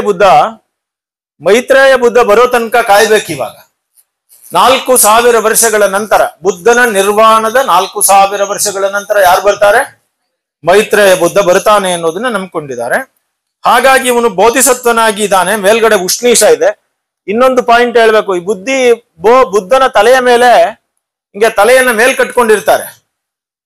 ಏನಕ್ಕೆ ತಲೆ ಮೇಲೆ ಕಟ್ಕೊಂಡಿದ್ದಾನೆ ಅಂತ ಹೇಳಿದ್ರೆ ಅದು ಬುದ್ಧನ ಜ್ಞಾನ. ಬುದ್ಧನ ಜ್ಞಾನ ಎಲ್ಲ ಮನುಷ್ಯರಿಗಳಿಗಿಂತಲೂ ಹೆಚ್ಚಿನದಾಗಿದ್ದು ಅತೀಂದ್ರಿಯ ಶಕ್ತಿಗಳನ್ನು ಹೊಂದಿದೆ ಅಂತ ತೋರ್ಸಕ್ಕೋಸ್ಕರನೇ ಬುದ್ಧನ ತಲೆ ಮೇಲೆ ಅವನ ಜ್ಞಾನ ಶಿಖೆಯ ರೀತಿಯಲ್ಲಿ ಬಂದಿದೆ ಅನ್ನೋದನ್ನ ತೋರಿಸ್ತಾರೆ. ಸೊ ಹೀಗಾಗಿ ಮೈತ್ರೇಯ ಬುದ್ಧ ಬಂದ. ಆಮೇಲೆ ಸ್ತೂಪಗಳ ಪೂಜೆಗಳು ಇನ್ನೂ ಜಾಸ್ತಿ ಆದ್ವು. ಸ್ತೂಪಗಳ ಪೂಜೆಯಲ್ಲಿ ಜಾತಕ ಕಥೆಗಳು ಬಂದ್ವು, ನಾವು ಹೇಳಿದ್ವಿ. ಇದಾದ ನಂತರ ಬುದ್ಧನ ವಿಚಾರಗಳನ್ನ ಸಂಕೇತಗಳಲ್ಲಿ ಪೂಜೆ ಮಾಡೋದಕ್ಕೆ ಸ್ಟಾರ್ಟ್ ಮಾಡಿದ್ರು. ನೆಕ್ಸ್ಟ್ ಹೋಗೋಣ. ನೋಡಿ, ಬೋಧಿ ವೃಕ್ಷವನ್ನ ಪೂಜೆ ಮಾಡೋದಕ್ಕೆ ತೋರಿಸ್ತಾ ಇದ್ರು. ಬೋಧಿ ವೃಕ್ಷ ಏನನ್ನ ಸೂಚಿಸುತ್ತೆ? ಬುದ್ಧನ ಜ್ಞಾನೋದಯವನ್ನ ಸೂಚಿಸುತ್ತೆ. ಏನ್ ಸೂಚಿಸುತ್ತೆ? ಹಾಗಾಗಿ ಬೋಧಿ ವೃಕ್ಷವನ್ನ ಪೂಜೆ ಮಾಡೋದು ಯಾರ ಪೂಜೆ ಮಾಡಿದಂತೆ? ಬುದ್ಧನ ಜ್ಞಾನವನ್ನೇ ಪೂಜೆ ಮಾಡಿದಂತೆ. ಸೊ ಬುದ್ಧನ ಇನ್ನೊಂದು ಪ್ರಮುಖವಾದಂತಹ ವಿಚಾರ ಯಾವುದು? ಧರ್ಮಚಕ್ರ ಪ್ರವರ್ತನ. ಆದ್ರಿಂದ ಏನಾಗಿದೆ ಇಲ್ಲಿ? ಧರ್ಮಚಕ್ರವನ್ನ ತೋರಿಸಿದ್ದಾರೆ. ಸಾಮಾನ್ಯವಾಗಿ ಧರ್ಮಚಕ್ರದಲ್ಲಿ 4+8 ಕಡ್ಡಿಗಳಿವೆ. 4 ಕಡ್ಡಿಗಳು ಏನನ್ನ ಹೇಳ್ತವೆ? ಅದನ್ನ ಸಂಸ್ಕೃತದಲ್ಲಿ ಅರ ಅಂತ ಕರೀತಾರೆ. ಕನ್ನಡದಲ್ಲಿ ಅದನ್ನ ಕಡ್ಡಿ ಅಂತ ಕರೆದ್ಬಿಟ್ಟೆ, ಬಹಳ ಸುಲಭವಾದ ಪದ. ಆದ್ರೆ ಸಂಸ್ಕೃತದಲ್ಲಿ ಅರ ಅಂತಾರೆ. 4 ಅರಗಳು ಏನನ್ನ ಸೂಚಿಸ್ತವೆ? 4 ಆರ್ಯ ಸತ್ಯಗಳನ್ನ ಸೂಚಿಸ್ತವೆ. ಇನ್ನು 8 ಕಡ್ಡಿಗಳು ಏನನ್ನ ಸೂಚಿಸ್ತವೆ? ಅಷ್ಟಾಂಗ ಮಾರ್ಗಗಳನ್ನ ಸೂಚಿಸ್ತವೆ. ಸೊ ಹೀಗಾಗಿ ಈ ಧರ್ಮಚಕ್ರದಲ್ಲಿರುವ ಕಡ್ಡಿಗಳು ಆರ್ಯ ಸತ್ಯಗಳನ್ನು ಮತ್ತು ಅಷ್ಟಾಂಗ ಮಾರ್ಗಗಳನ್ನು ಸೂಚಿಸುತ್ತೆ. ಧರ್ಮ ತಿರುಗ್ತಾ ಇದೆ ಅನ್ನೋದನ್ನ ಏನನ್ನ ಸೂಚಿಸುತ್ತೆ? ಧರ್ಮ ಯಾವತ್ತೂ ಕೂಡ ಮುಂದುವರಿತಾ ಇದೆ ಅನ್ನೋದನ್ನ ಸೂಚಿಸುತ್ತೆ. ಅಂದ್ರೆ ನಿರಂತರತೆಯನ್ನ ಸೂಚಿಸುತ್ತೆ. ಅದು ಒಂದು ಕಡೆ ನಿಲ್ಲೋದಿಲ್ಲ. ಧರ್ಮ ಹೋಗ್ತಾ ಇದೆ. ಬುದ್ಧ ಧರ್ಮ ಎಲ್ಲ ಕಡೆಗೂ ಪ್ರಸಾರವಾಗ್ತಾ ಇದೆ ಅಂತ ತೋರಿಸುತ್ತೆ. ಹೀಗೆ ಧರ್ಮಚಕ್ರವನ್ನ ತೋರಿಸಿದ ತಕ್ಷಣ ಇದು ಧರ್ಮಚಕ್ರ ಪ್ರವರ್ತನ ಮುದ್ರೆಯನ್ನ ತೋರಿಸಕ್ ಆರಂಭಿಸಿದ್ರು. ಬುದ್ಧ ಯಾವಾಗ್ಲೂ ಕೂಡ ಸಾಮಾನ್ಯವಾಗಿ ಯಾವ ಮುದ್ರೆಯಲ್ಲಿರ್ತಾನೆ? 10 ಮುದ್ರೆಯಲ್ಲಿರ್ತಾನೆ ಅಂತ ಹೇಳಿದೆ. ಅತಿ ಹೆಚ್ಚು ಯಾವ ಮುದ್ರೆಗಳಲ್ಲಿ ಕಾಣಿಸ್ಕೊಳ್ತಾನೆ? ಧರ್ಮ ಪ್ರವರ್ತನ ಚಕ್ರ ಮುದ್ರೆಯಲ್ಲಿ ಕಾಣಿಸ್ಕೊಳ್ತಾನೆ. ಧರ್ಮಚಕ್ರ ಅಂದ್ರೆ ತಿರ್ಗಾನು ಹೇಳ್ತಾ ಇದ್ದೀನಿ, ಬಲಗೈಯಲ್ಲಿ ಜ್ಞಾನ ಮುದ್ರೆಯನ್ನು ಇಟ್ಕೊಳ್ಳಿ, ಎಡಗೈಯಲ್ಲಿ ಅದನ್ನ ಸ್ಪರ್ಶ ಮಾಡ್ಕೊಳ್ಳಿ. ಇದು ಧರ್ಮ ಚಕ್ರ ಪ್ರವರ್ತನ ಮುದ್ರೆ, ಅದರಲ್ಲಿ ಇರ್ತಾನೆ. ಸೊ ಅದಾದ ನಂತರ ಅವನ ಸ್ತೂಪದ ವಿಚಾರಗಳು ಬಂತು. ನೆಕ್ಸ್ಟ್ ಹೋಗೋಣ. ನೆಕ್ಸ್ಟ್ ಬುದ್ಧನನ್ನ ಯಾವ ರೀತಿ ಪೂಜಿಸೋಕೆ ಆರಂಭಿಸಿದ್ರು ಅಂದ್ರೆ ಅವನ ಚಿಹ್ನೆಗಳಲ್ಲಿ ಅವನ ಪಾದುಕೆಗಳ ಮೂಲಕ ಚಿಹ್ನಿಸಿದ್ರು. ಈ ಪಾದುಕೆ ಏನನ್ನ ಸೂಚಿಸುತ್ತೆ? ಬುದ್ಧನನ್ನ ಸೂಚಿಸುತ್ತೆ. ನಾನು ಹೇಳ್ತಾ ಇರೋದು, ಆರಂಭದಲ್ಲಿ ಬುದ್ಧನನ್ನ ದೇವರ ರೀತಿಯಲ್ಲಿ ಪೂಜೆ ಮಾಡ್ತಾ ಇರ್ಲಿಲ್ಲ, ವಿಗ್ರಹಾರಾಧನೆ ಇರಲಿಲ್ಲ. ಮಹಾಯಾನ ವಜ್ರಯಾನ ಬಂದ ನಂತರ ಅವನನ್ನು ದೇವತ್ವಕ್ಕೆ ಏರಿಸಲಾಯಿತು.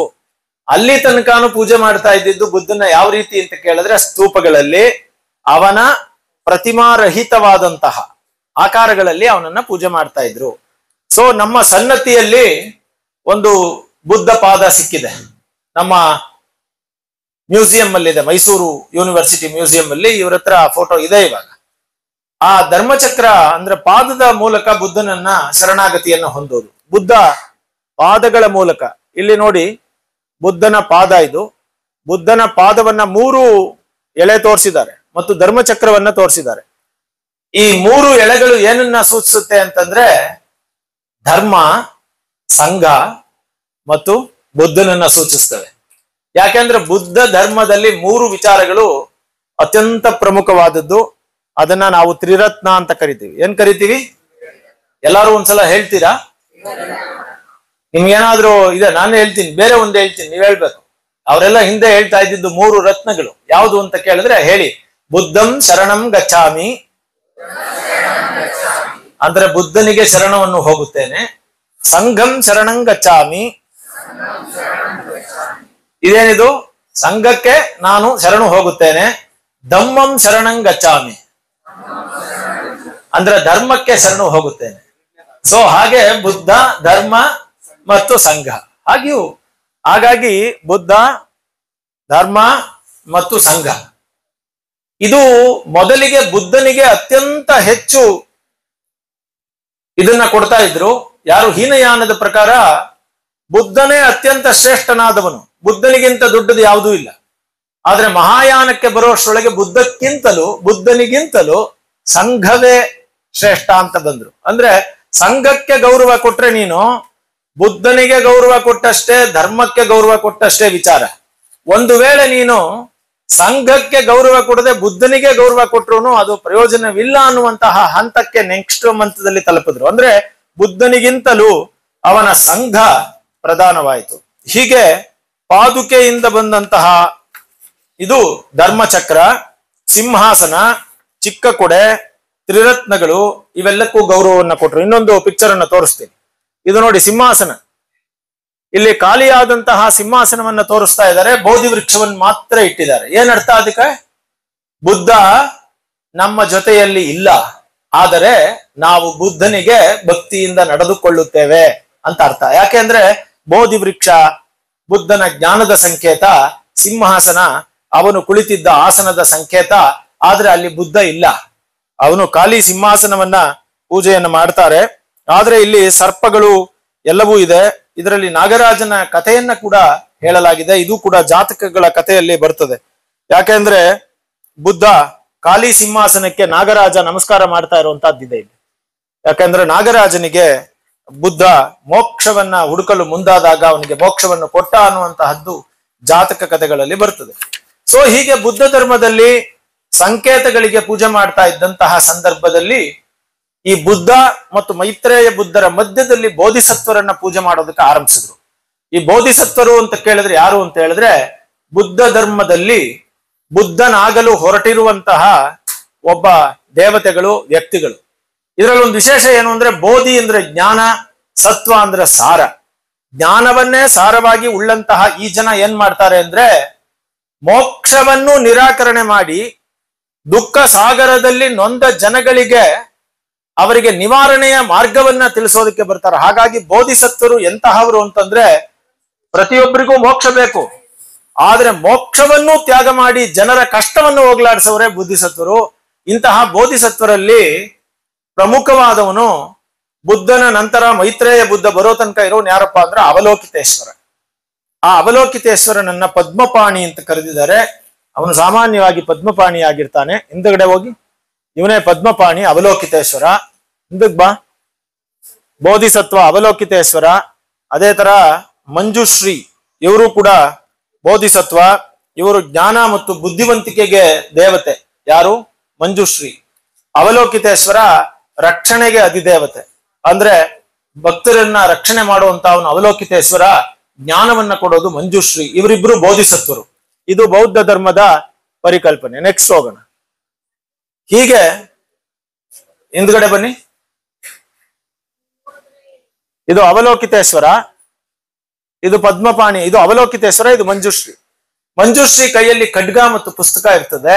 ಆದ್ರಿಂದ ಮಂಜುಶ್ರೀ ಜ್ಞಾನ. ಖಡ್ಗ ಅಂದ್ರೆ ಏನು? ಅಜ್ಞಾನವನ್ನ ನಿವಾರಿಸಿ ಪುಸ್ತಕದಿಂದ ಜ್ಞಾನ ನೀಡೋದು ಮಂಜುಶ್ರೀ ಅನ್ನುವಂತಹದ್ದು. ಸೊ ಹೀಗೆ ಬೇರೆ ಬೇರೆ ಇದನ್ನೆಲ್ಲ ಇಟ್ಕೊಂಡಿರ್ತಾರೆ. ಇವನು ಪದ್ಮವನ್ನು ಇಟ್ಕೊಂಡಿರ್ತಾನೆ, ಕೈಯಲ್ಲಿ ಒಂದು ಪದ್ಮದ ಸಂಕೇತವಾಗಿ ಇಟ್ಕೊಂಡಿರ್ತಾನೆ ಅವಲೋಕಿತೇಶ್ವರ. ಇದು ಏನಾಗುತ್ತೆ ಅಂದ್ರೆ ಬೌದ್ಧ ಧರ್ಮದಲ್ಲಿ ನಮ್ಮ ಹೇಗೆ ಹಿಂದೂ ಧರ್ಮದ ಪ್ರತಿಮೆಗಳಲ್ಲಿ 2 ಕೈ, 4 ಕೈ, 6 ಕೈ, 8 ಕೈ ಎಲ್ಲ ಇರ್ತದೋ ಹಾಗೆ ಅವಲೋಕಿತೇಶ್ವರನಿಗೂ ಮಂಜುಶ್ರೀಗೂ 2 ಕೈ, 4 ಕೈ, 6 ಕೈ, 8 ಕೈ ಎಲ್ಲ ಇರುತ್ತೆ. ಯಾವಾಗ ಕೈಗಳು ಜಾಸ್ತಿ ಆಗ್ತದೋ ಅಲ್ಲಿಯೂ ಕೂಡ ಆಯುಧಗಳ ಸಂಖ್ಯೆಗಳು ಕೂಡ ಜಾಸ್ತಿ ಆಗ್ತಾ ಹೋಗುತ್ತೆ. ಸೊ ಈ ಧ್ಯಾನಿ ಬುದ್ಧರು ಬರ್ತಾರೆ. ನೆಕ್ಸ್ಟ್ ಧ್ಯಾನಿ ಬುದ್ಧ ಅಂತಂದ್ರೆ ಏನು ಅಂತ ಕೇಳಿದ್ರೆ, ಈ ಪ್ರಪಂಚವನ್ನ ಬ್ರಹ್ಮಾಂಡವನ್ನ 5 ಅಂಶಗಳಿಂದ ರಚಿಸಲ್ಪಟ್ಟಿದೆ. ಈ ಬ್ರಹ್ಮಾಂಡ ಅದ್ಯಾವುದು ಅಂತ ಕೇಳಿದ್ರೆ ರೂಪ. ರೂಪ ಅಂದ್ರೆ ಒಂದು ರೂಪ ಇದೆಯಲ್ಲ ನಮ್ಗೆಲ್ಲ, ಅದು ರೂಪ. ವೇದನಾ ಅಂದ್ರೆ ಸಂವೇದನೆ, ನಮ್ಮಲ್ಲಿರೋ ಎಮೋಷನ್ಸು. ಸಂಜ್ಞಾ ಒಂದು ಹೆಸರು, ದರ್ ಇಸ್ ಎ ನೇಮ್. ಸಂಸ್ಕಾರ ಅದನ್ನ ಅಸರ್ಟೇಷನ್ ದೃಢೀಕರಣ, ಮತ್ತು ವಿಜ್ಞಾನ ಅನ್ನೋದು ಪ್ರಜ್ಞೆ, ನಮ್ಮ ಪ್ರಜ್ಞೆ, ಅಂತಃ ಪ್ರಜ್ಞೆ. ಈ 5 ಭಾಗಗಳಿಂದ ಇಡೀ ಬ್ರಹ್ಮಾಂಡ ಉತ್ಪತ್ತಿಯಾಗಿದೆ. ಯಾವ್ಯಾವುದು? ರೂಪ, ಸಂವೇದನೆ ಅಥವಾ ವೇದನಾ, ಸಂಸ್ಕಾರ, ಸಂಜ್ಞಾ ಮತ್ತು ವಿಜ್ಞಾನ ಅಥವಾ ಪ್ರಜ್ಞೆ. ಈ 5 ಭಾಗಗಳಿಂದ ಈ ಪ್ರಪಂಚ ಉತ್ಪತ್ತಿಯಾಗಿದೆ ಅಂತ ಬೌದ್ಧ ಧರ್ಮ ನಂಬ್ತದೆ. ಇಂತಹ ಒಂದು 5 ದೈವಿಕ ಅಂಶಗಳಿದೆಯಲ್ಲ, ಇದನ್ನೇ ದೇವರ ರೂಪದಲ್ಲಿ ಪ್ರತಿಮೆಯನ್ನಾಗಿ ಮಾಡಲಾಯಿತು. ಅವ್ರನ್ನೇ 5 ಧ್ಯಾನಿ ಬುದ್ಧರು ಅಂತ ಕರೀತಾರೆ. ಈ 5 ಅಂಶಗಳನ್ನ ಬುದ್ಧ ರೂಪದಲ್ಲಿ ನೋಡಿದ್ರಿಂದ ಇದನ್ನ ಧ್ಯಾನಿ ಬುದ್ಧ ಅಂತ ಕರಿತೀವಿ. ಇದರಲ್ಲಿ ವಜ್ರಯಾನದಲ್ಲಿ ಧ್ಯಾನಿ ಬುದ್ಧರು ಅತ್ಯಂತ ಮುಖ್ಯವಾಗಿದ್ದು ಮಾನವ ರೂಪವನ್ನು ಕೊಡಲಾಗಿದೆ. ಇದು ವಜ್ರಯಾನದ್ದು. ಇದೇನಿದು 5. ಇದನ್ನೇನು ಅಂತ ಕೇಳಿದ್ರೆ ಇವರಿಂದ ಅನೇಕ ಜನ ಬೋಧಿಸತ್ವರು ಬರ್ತಾರೆ. ಪ್ರತಿಯೊಬ್ಬ ಬೋಧಿಸತ್ವರು ಕೂಡ ತಮ್ಮ ತಮ್ಮ ಬುದ್ಧನಿಂದ ಉತ್ಪತ್ತಿ ಆಗ್ತಾರೆ. ಅದಕ್ಕೆ ಅವ್ರನ್ನ ಕುಲೇಶ ಅಂತ ಕರೀತಾರೆ. ಆ ಕುಲೇಶರ ಚಿಹ್ನೆಗಳನ್ನ ತಮ್ಮ ತಲೆಯ ಮೇಲೆ ಇರುತ್ತೆ. ನೀವು ಬುದ್ಧನ ಕಂಡಿಡಿಬೇಕಾದ್ರೆ, ಇವರು ಬೋಧಿಸತ್ವ ಅಂತ ಕಂಡಿಡಿಬೇಕಾದ್ರೆ ಅವರ ತಲೆಯ ಮೇಲೆ ಕಿರೀಟದಲ್ಲಿ ಏನಿದೆಯೋ ಅದರ ಚಿಹ್ನೆಯ ಆಧಾರದ ಮೇಲೆ ಅವ್ರನ್ನ ಕಂಡಿಡಿಬೇಕು.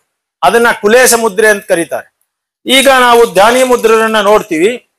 ಇವ್ರದು ಧ್ಯಾನಿ ಮುದ್ರರನ್ನೆಲ್ಲ ಮಂತ್ರಗಳಲ್ಲಿ ಉಪಾಸನೆ ಮಾಡೋದಕ್ಕೆ ಆರಂಭ ಮಾಡಿದ್ರು. ಮಂತ್ರಗಳು ಇವಾಗೇನು? ಇವಾಗ ನಾವು ಓಂ ಮಣಿಪದ್ಮೆ ಹೊಂ ಹೇಳಿ, ಓಂ ಮಣಿಪದ್ಮೆ ಹೊಂ ಅಂದ್ರೆ ಇಲ್ಲಿಯೂ ಕೂಡ ಮಂತ್ರಗಳನ್ನೆಲ್ಲ ಆರಂಭವಾಯಿತು. ಇದು ವಜ್ರಯಾನದಲ್ಲಿ ಮಂತ್ರಗಳು, ಸಿದ್ಧಿಗಳು ಎಲ್ಲ ಬರ್ತದೆ. ನಿಮಗೇನಾದ್ರೂ ವಜ್ರಯಾನದ ಬಗ್ಗೆ ಜಾಸ್ತಿ ತಿಳ್ಕೋಬೇಕು ಅಂತ ಆಸೆ ಇದ್ರೆ, ನಮಗೆ ಹತ್ತಿರದಲ್ಲಿ ಒಬ್ರು ಮಂತ್ರ ವಜ್ರಯಾನದವ್ರು ಇದ್ದಾರೆ. ಯಾರು ಗೊತ್ತಾ? ಟಿಬೆಟ್ ನಿರಾಶ್ರಿತರನ್ನ ಇಲ್ಲಿ ಹತ್ತಿರದಲ್ಲಿ ನಾವು ಬಯಲುಕುಪ್ಪೆಯಲ್ಲಿ ಇಟ್ಕೊಂಡಿದ್ದೆ. ಅವರೆಲ್ಲ ವಜ್ರಯಾನವನ್ನ ಫಾಲೋ ಮಾಡುವಂತವ್ರು. ನೀವು ಅಲ್ಲಿಗೆ ಹೋದ್ರೆ ಆ ದೇವತೆಗಳೆಲ್ಲ ವಜ್ರಯಾನದ ದೇವತೆಗಳು. ಸೊ ಹೀಗಾಗಿ ಈ ಧ್ಯಾನಿ ಬುದ್ಧರನ್ನ ಬೌದ್ಧ ಧರ್ಮದಲ್ಲಿ ತೋರಿಸಿದ್ರು. ಇದಾದ ನಂತರ ಇಡೀ ಪ್ರಪಂಚವನ್ನೇ ಸೃಷ್ಟಿ ಮಾಡಿದ್ದು ಯಾರು ಅಂತ ಕೇಳಿದ್ರೆ ವಜ್ರಧರ. ಹೇಳಿ, ವಜ್ರಧರ. ಅವನು ಯಾಕೆ ವಜ್ರಧರ ಅಂತ ಕೇಳಿದ್ರೆ, ಅವನು ವಜ್ರವನ್ನ ಇಟ್ಕೊಂಡಿದ್ದಾನೆ ಕೈಯಲ್ಲಿ. ಅವನ ಮುದ್ರೆ ವಜ್ರ ಅಂದ್ರೆ ಸಿಡಿಲು, ಇಂದ್ರನ ಕೈಯಲ್ಲಿರುವಂತಹ ವಜ್ರ, ನಿಮ್ಗೆಲ್ಲ ಗೊತ್ತಿದೆ. ಹೀಗೆ ತನ್ನ ಹೃದಯದಲ್ಲಿ ಕೈಯನ್ನ ಇಟ್ಕೊಂಡಿದ್ದಾನೆ, ಈ ಮುದ್ರೆಯನ್ನ ಇಟ್ಕೊಂಡಿದ್ದಾನೆ. ಇವನಿಗೆ ಆದಿಬುದ್ಧ ಅಂತ ಹೆಸರು. ಏನ್ ಹೆಸರು? ಯಾಕೆ ಆದಿಬುದ್ಧ ಅಂತ ಹೆಸರು ಇವನಿಗೆ? ಎಲ್ಲಾ ಬೌದ್ಧ ಧರ್ಮದ ಆರಂಭಿಕ ಎಲ್ಲವೂ ಸೃಷ್ಟಿ ಆರಂಭವಾಗೋದು ಯಾರಿಂದ? ಆದಿಬುದ್ಧನಿಂದ. ಆದ್ರಿಂದನೇ ಇವನಿಗೆ ಆದಿಬುದ್ಧ ಅಂತ ಕರೀತಾರೆ. ಹೀಗೆ ಹೀನಯಾನದಿಂದ ಬಂದಂತಹ ಬುದ್ಧನ ಪರಿಕಲ್ಪನೆ ಮಹಾಯಾನಕ್ಕೆ ಬಂತು. ಈ ಮಹಾಯಾನದವರು ಅನೇಕ ವಿಚಾರಗಳನ್ನ ನಿರಾಕರಿಸಿದ್ರು. ಆಮೇಲೆ ವಜ್ರಯಾನಗಳನ್ನ ಕೂಡ ತಂದ್ರು. ವಜ್ರಯಾನ ಅಂದ್ರೆ ತಂತ್ರದ ಸೃಷ್ಟಿ, ತಂತ್ರಗಳ ಮೂಲಕ ಬುದ್ಧನನ್ನ ಉಪಾಸನೆ ಮಾಡುವಂತಹದ್ದನ್ನ ಆ ವಜ್ರಯಾನ ಅಂತ ಕರೀತಾರೆ. ಇದರಲ್ಲಿ ಒಂದು ಗುಹ್ಯ ಸಮಾಜ ಅಂತ ಕರೆದ್ರು. ಈ ಗುಹ್ಯ ಸಮಾಜ ಅಂದ್ರೆ ಏನಪ್ಪಾ ಅಂದ್ರೆ ಮಂತ್ರಶಾಸ್ತ್ರಗಳು. ಯಾರ ಮಂತ್ರಶಾಸ್ತ್ರಗಳು? ವಜ್ರಯಾನದ ಮಂತ್ರಶಾಸ್ತ್ರಗಳು. ಮಂತ್ರನ ಇದನ್ ಮಾಡಿದ್ರು. ಪ್ರಾಚೀನವಾದಂತಹ ಅಧಿಕೃತ ಕೃತಿ ಅಂತಂದ್ರೆ ವಿದ್ಯಾಧರ ಪಿಟಕ. ಹಾಗೆಯೇ ಯೋಗ ಸೂತ್ರ, ಬ್ರಹ್ಮವೈವರ್ತ ಪುರಾಣದಲ್ಲಿ ಸಾವಿರಾರು ಸಾಧನ ಮತ್ತು ಸಿದ್ಧಿಯನ್ನ ಹೇಳ್ತಾರೆ. ಹಾಗೆಯೇ ಗುಹ್ಯ ಸಮಾಜ ಅನ್ನುವಂತಹ ಒಂದು ಕೃತಿಯನ್ನ ವಜ್ರಯಾನದ ಪ್ರಾಚೀನವಾದಂತಹ ಕೃತಿ ಅಂತ ಕೇಳ್ತಾರೆ. ವಜ್ರಯಾನದಲ್ಲಿ ಶೂನ್ಯದ ಶಕ್ತಿಯ ಬಗ್ಗೆ ಮಾತಾಡ್ತಾರೆ. ಪ್ರಪಂಚವೇ ಶೂನ್ಯ ಅಂತಂದ್ರೆ ಅನಂತ ಶಕ್ತಿ ಅಂತ. ಈಗ ನಾವು ಲಿಂಗಾಯತ ಧರ್ಮದಲ್ಲಿ ಬಯಲು ಅಂತ ಮಾತಾಡ್ತೀವಿ. ಅದ್ವೈತದಲ್ಲಿ ನಿರಾಕಾರ ನಿರ್ಗುಣ ಅಂತ ಮಾತಾಡ್ತೀವಿ. ಬೌದ್ಧ ಧರ್ಮದಲ್ಲಿ ಅದನ್ನ ನಾವು ಶೂನ್ಯ ಅಂತ ಕರಿತೀವಿ. ಕನ್ನಡದಲ್ಲಿ ಬಯಲು ಅಂದ್ರೂ ಶೂನ್ಯ ಅನ್ನೋ ಅರ್ಥದಲ್ಲೇ ಇರುವಂತಹದ್ದು. ಅಂದ್ರೆ ಈ ಪ್ರಪಂಚದ ಅನಂತ ಶಕ್ತಿಯ ಜೊತೆಗೆ ಹೋದಾಗ ನಿಮ್ಗೇನು ಗೊತ್ತಾಗುವುದಿಲ್ಲ ಅನ್ನೋದೇ ವಿಚಾರ. ಅನಂತ ಶಕ್ತಿಯಲ್ಲಿ ಒಂದಾಗ್ತೀರಿ. ಶೂನ್ಯ ಸಂಪಾದನೆ ಅನ್ನೋದನ್ನ ನೀವು ನೋಡಿರ್ಬೋದು. ಹೀಗಾಗಿ ಈ ಬೋಧಿಸತ್ವರುಗಳು ಬಂದ್ರು. ಈ ಬೋಧಿಸತ್ವರಲ್ಲಿ ಮುಖ್ಯವಾದವರು 3 ಜನ. ಅದನ್ನ ಅವಲೋಕಿತೇಶ್ವರ ಆದ್ಮೇಲೆ ನಾವು ನೋಡುವಂತಹದ್ದು ಅದನ್ನ ಪದ್ಮಪಾಣಿ ಅಂತ ಆಗ್ಲೇ ತೋರಿಸಿದೀನಿ. ಇನ್ನೊಬ್ರು ಮಂಜುಶ್ರೀ ತೋರಿಸಿದೀನಿ. ಮೈತ್ರೇಯನನ್ನು ತೋರಿಸಿದೀನಿ. ಗೌತಮ ಬುದ್ಧನ 4000 ವರ್ಷಗಳ ನಂತರ ಬರುವಂತಹ ರೂಪ. ಇದಲ್ದೇನೆ ಈ 5 ಜನ ಬುದ್ಧರ ಪ್ರಮುಖವಾದ ವಿಚಾರಗಳನ್ನ ನಾವು ನೋಡ್ತೀವಿ. ಅವ್ರು ಯಾರು ಅಂತ ಕೇಳಿದ್ರೆ, ಇದರಲ್ಲಿ ಮುಂದೆ ಹೋಗಿ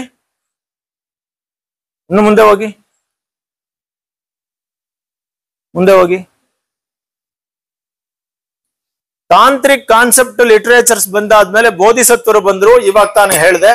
ಬೋಧಿಸತ್ವರ ನಂಬರ್ ಎಷ್ಟು ಅಂತ ಕೇಳಿದ್ರೆ ಗೊತ್ತಿಲ್ಲ.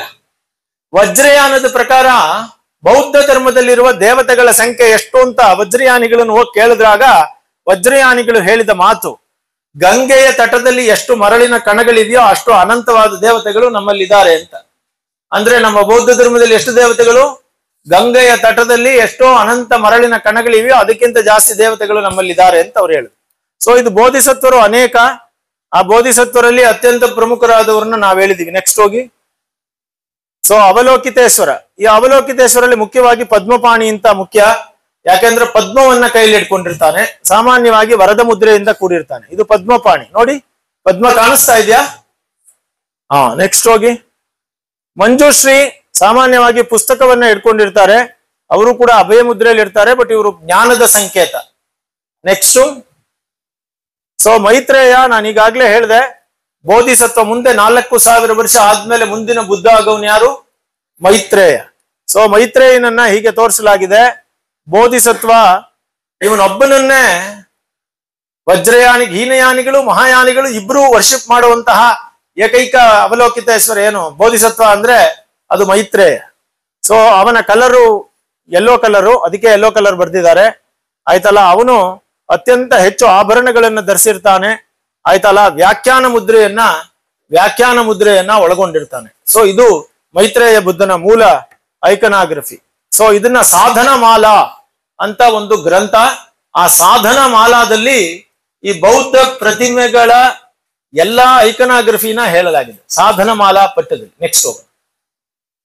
ಈಗ ಈ 5 ಕುಲೇಶರಿದ್ದಾರೆ. 5 ಕುಲ.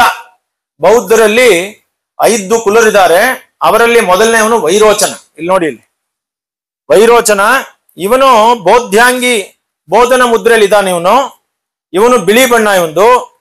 ಇವನಿಗೆ ತಥಾಗತ ಕುಲಿ ಅಂತ ಕರೀತಾರೆ. ಯಾಕಂದ್ರೆ ಇದಕ್ಕೆ ಸೇರಿದವನು. ಇವನು ರೂಪವನ್ನ ಪ್ರತಿನಿಧಿಸ್ತಾನೆ. ನಾನು ಆಗ್ಲೇ ಹೇಳಿದೆ 5 ಭಾಗಗಳು: ರೂಪ, ವೇದನ, ಸಂಸ್ಕಾರ, ಮತ್ತು ಪ್ರಜ್ಞೆ ಅನ್ನೋದನ್ನ ನಾನು ಹೇಳಿದೆ. ಈ 5 ಭಾಗಗಳೇನಿದೆಯೋ 5ನ್ನ ಇವರು ಪ್ರತಿನಿಧಿಸ್ತಾರೆ. ವೈರೋಚನ ರೂಪವನ್ನು ಪ್ರತಿನಿಧಿಸ್ತಾನೆ, ವಜ್ರ ಪರ್ಯಂಕ ಭಂಗಿಯಲ್ಲಿದ್ದಾನೆ, ಡ್ರ್ಯಾಗನ್ಗಳು, ಜೋಡಿ ಡ್ರ್ಯಾಗನ್ಗಳು ಅವನ ವಾಹನಗಳು. ಅವನು ಕೆಲವೊಮ್ಮೆ 4 ಮುಖಗಳಿರ್ತವೆ. ಅವನಿಗೆ ಬಿಳಿ, ಹಳದಿ, ಕೆಂಪು, ಹಸಿರು ಬಣ್ಣದಲ್ಲಿ ಇರ್ತಾನೆ. ಕೈ ಜಾಸ್ತಿ ಇದ್ದಾಗ ಜಪ ಮುದ್ರೆ, ಬಾಣಗಳು, ಚಕ್ರ, ಬಿಲ್ಲು ಎಲ್ಲ ಇಟ್ಕೊಂಡಿರ್ತಾನೆ.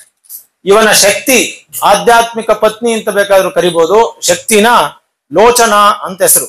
ಇವನ ಬೋಧಿಸತ್ವ ಯಾರು ಅಂತಂದ್ರೆ ಸಮಂತ ಭದ್ರ. ನೆಕ್ಸ್ಟ್ ಹೋಗೋಣ. ವೈರೋಚನನಾದ್ಮೇಲೆ ಇರೋನು ರತ್ನ ಸಂಭವ. ಇವನು ರತ್ನ ಕುಲದ ಅಧಿಪ, ಅದಕ್ಕೆ ಇವನಿಗೆ ರತ್ನಕುಲಿ ಅಂತ ಹೆಸರು. ಇವನು ಸಾಮಾನ್ಯವಾಗಿ ಹಸಿರು ಬಣ್ಣವನ್ನು ಹೊಂದಿರ್ತಾನೆ.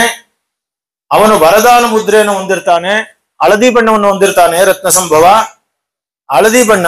ಹಳದಿ ಬಣ್ಣದಲ್ಲಿ ಆ ಆಭರಣಗಳನ್ನು ಹೊಂದಿರ್ತಾನೆ. ಸಮಾನತೆ ಇವನು ನೀಡ್ತಾನೆ. ಅವನು ಸಂವೇದನೆ, ವೇದನ ಅನ್ನುವಂತಹ ರೂಪದ ಅಂಶವಾಗಿದ್ದಾನೆ. ಇವನು ಮಳೆಗಾಲದ ಅಧ್ಯಕ್ಷ, ಮಳೆಗಾಲಕ್ಕೆ ಇವನೇ ಅಧಿಪತಿ. ಸೊ ಅವನ ವಾಹನ ಜೋಡಿ ಸಿಂಹಗಳು. ಅವನು ವಜ್ರದಾತ್ವೀಶ್ವರಿ ಎನ್ನುವಳು ಅವಳ ಶಕ್ತಿ. ಆಧ್ಯಾತ್ಮಿಕ ಪತ್ನಿ ಮತ್ತು ರತ್ನಪಾಣಿ ಎನ್ನುವುದು ಇವನಿಂದ ಉತ್ಪತ್ತಿಯಾಗುವಂತಹ ಬೋಧಿಸತ್ವ. ಇನ್ನೊಬ್ಬ ಅಮಿತಾಭ ಅಂತ. ಈ ಅಮಿತಾಭ ಬುದ್ಧ, ಅಮಿತಾಭ ಅಂದ್ರೆ ಸಂಸ್ಕೃತದಲ್ಲಿ ಅತ್ಯಂತ ಹೆಚ್ಚು ಪ್ರಕಾಶಮಾನನಾದವನು ಅಂತ ಅರ್ಥ. ಈ ಅಮಿತಾಭ ಬುದ್ಧ ಅತ್ಯಂತ ಪುರಾತನವಾದ ಧ್ಯಾನಿ ಬುದ್ಧ. ಇವನು ಸುಖವತಿ ಎನ್ನುವಂತಹ ಒಂದು ಸ್ವರ್ಗದಲ್ಲಿದ್ದಾನೆ. ಮೈತ್ರೇಯ ಒಂದು ಅವಲೋಕಿತೇಶ್ವರ ನೀವು ನೋಡಿರ್ಬೋದು, ತುಷಿತಾ ಸ್ವರ್ಗದಲ್ಲಿದ್ದಾನೆ. ಇವನು ಸುಖವತಿ ಎನ್ನುವಂತಹ ಸ್ವರ್ಗದಲ್ಲಿದ್ದಾನೆ. ಇವನು ಭದ್ರಕಲ್ಪ ಅಂತ, ಇವತ್ತಿನ ಕಲ್ಪದ ಹೆಸರು ಭದ್ರಕಲ್ಪ ಅಂತ, ಅದರ ಅಧ್ಯಕ್ಷ. ಕೆಂಪು ಬಣ್ಣ ಹೊಂದಿದ್ದಾನೆ. ಧ್ಯಾನ ಮುದ್ರೆಯಲ್ಲಿರ್ತಾನೆ. ಕಮಲ ಅವನ ಸಂಕೇತ. ಅವನ ಶಕ್ತಿ ಪಂಡರವಾಸಿನಿ. ಸೊ ಇವನ ಪದ್ಮಕುಲದ ಕುಲೇಶ. ಇವನಿಗೆ ಪದ್ಮಕುಲಿ ಅಂತ ಹೆಸರು. ಜೋಡಿ ನವಿಲುಗಳು ಇವನ ವಾಹನ. ನೆಕ್ಸ್ಟು ಅಮೋಘ ಸಿದ್ಧಿ ಅಂತ ಬರ್ತಾನೆ. ಅಮೋಘ ಸಿದ್ಧಿಯ ಕಲರ್ ಬಂದು ಹಸಿರು. ಅವನು ಅಭಯ ಮುದ್ರೆಯನ್ನ, ರಕ್ಷಣೆಯ ಮುದ್ರೆಯನ್ನ ಹೊಂದಿದ್ದಾನೆ. ಅವನು ಸಂಸ್ಕಾರದ ಅಂಶ. ಇವನ 2 ಗುಡುಗಿನ ಚಿಹ್ನೆ ಇರ್ತವೆ. ಗರುಡಗಳು ಅವನ ವಾಹನ. ಅವನಿಗೆ ಕರ್ಮಕುಲಿ ಅಂತ ಹೆಸರು ಅವನಿಗೆ. ಇವನು 7 ಹೊಡೆ ಹೊಂದಿರುವ ಸರ್ಪವನ್ನ ಅವನು ಇಟ್ಕೊಂಡಿರ್ತಾನೆ ಕೆಲವೊಮ್ಮೆ. ಇವನು ಅಮೋಘ ಸಿದ್ಧಿ. ಇವನಿಗೆ ಒಬ್ಬ ಬೋಧಿಸತ್ವ ಇದ್ದಾನೆ, ಅವನೇ ವಿಶ್ವಪಾಣಿ. ಈ ವಿಶ್ವಪಾಣಿ ಬೋಧಿಸತ್ವ ಬಂದಾಗ್ಲೇ ಮೈತ್ರೇಯ ವಾಪಸ್ಸು ಬುದ್ಧನಾಗಿ ಬರೋದು. ಓಕೆನಾ? ನೆಕ್ಸ್ಟ್ ಅಕ್ಷೋಭ್ಯ. ಇದು ಯಾವ ಮುದ್ರೆ ಇದು ಹೇಳಿ, ನೀವು ಮಕ್ಳು ಹೇಳ್ಬೇಕು. ಏನ್ ಮಾಡ್ತಾ ಇದ್ದಾನೆ ಬುದ್ಧ ಅಲ್ಲಿ? ಏನ್ ಮುಟ್ಕೋತಾ ಇದ್ದಾನೆ? ಕರೆಕ್ಟಾ? ಭೂಸ್ಪರ್ಶ ಮುದ್ರೆಯಲ್ಲಿ ಇದಾನಾ? ಎಲ್ಲಿದ್ದಾನೆ ಇಲ್ಲಿ? ಅವನ್ ಕಲರ್ ಏನು? ಸೊ ಇವಾಗ ನೀವೇ ಹೇಳ್ಬೇಕು, ಅಕ್ಷೋಭ್ಯನ ಕಲರ್ ಯಾವುದು? ನೀಲಿ. ಅವನು ಯಾವ ಮುದ್ರೆಯಲ್ಲಿ ಇರ್ತಾನೆ? ಭೂಸ್ಪರ್ಶ ಮುದ್ರೆಯಲ್ಲಿ ಇರ್ತಾನೆ. ಇವನು ವಜ್ರಕುಲಿ ಅಂತ ಇವನನ್ನು ಕರೀತಾರೆ. ಯಾಕೆಂದ್ರೆ ವಜ್ರಕುಲದ ಕುಲೇಶ ಇವನು, ಆದ್ರಿಂದ ವಜ್ರಕುಲಿ ಅಂತ ಕರೀತಾರೆ. ಇವನು ಜ್ಞಾನ ಮತ್ತು ಪ್ರಜ್ಞೆಯನ್ನು ಪ್ರತಿನಿಧಿಸ್ತಾನೆ. ಈ ಆಸನಕ್ಕೆ ವಜ್ರ ಪರ್ಯಂಕಾಸನ ಅಂತ ಹೆಸರು. ಏನ್ ಹೆಸರು? ವಜ್ರಾಸನ ಅಂತ ಕೇಳಿದೀರಾ ನೀವು? ಇಲ್ಲಿ ಯಾರಾದ್ರೂ ಯೋಗ ಮಾಡ್ತೀರಾ? ಯಾರು ಮಾಡಲ್ವಾ? ವಜ್ರಾಸನದಲ್ಲಿದ್ದಾನೆ, ವಜ್ರ ಪರ್ಯಂಕಾಸನದಲ್ಲಿದ್ದಾನೆ.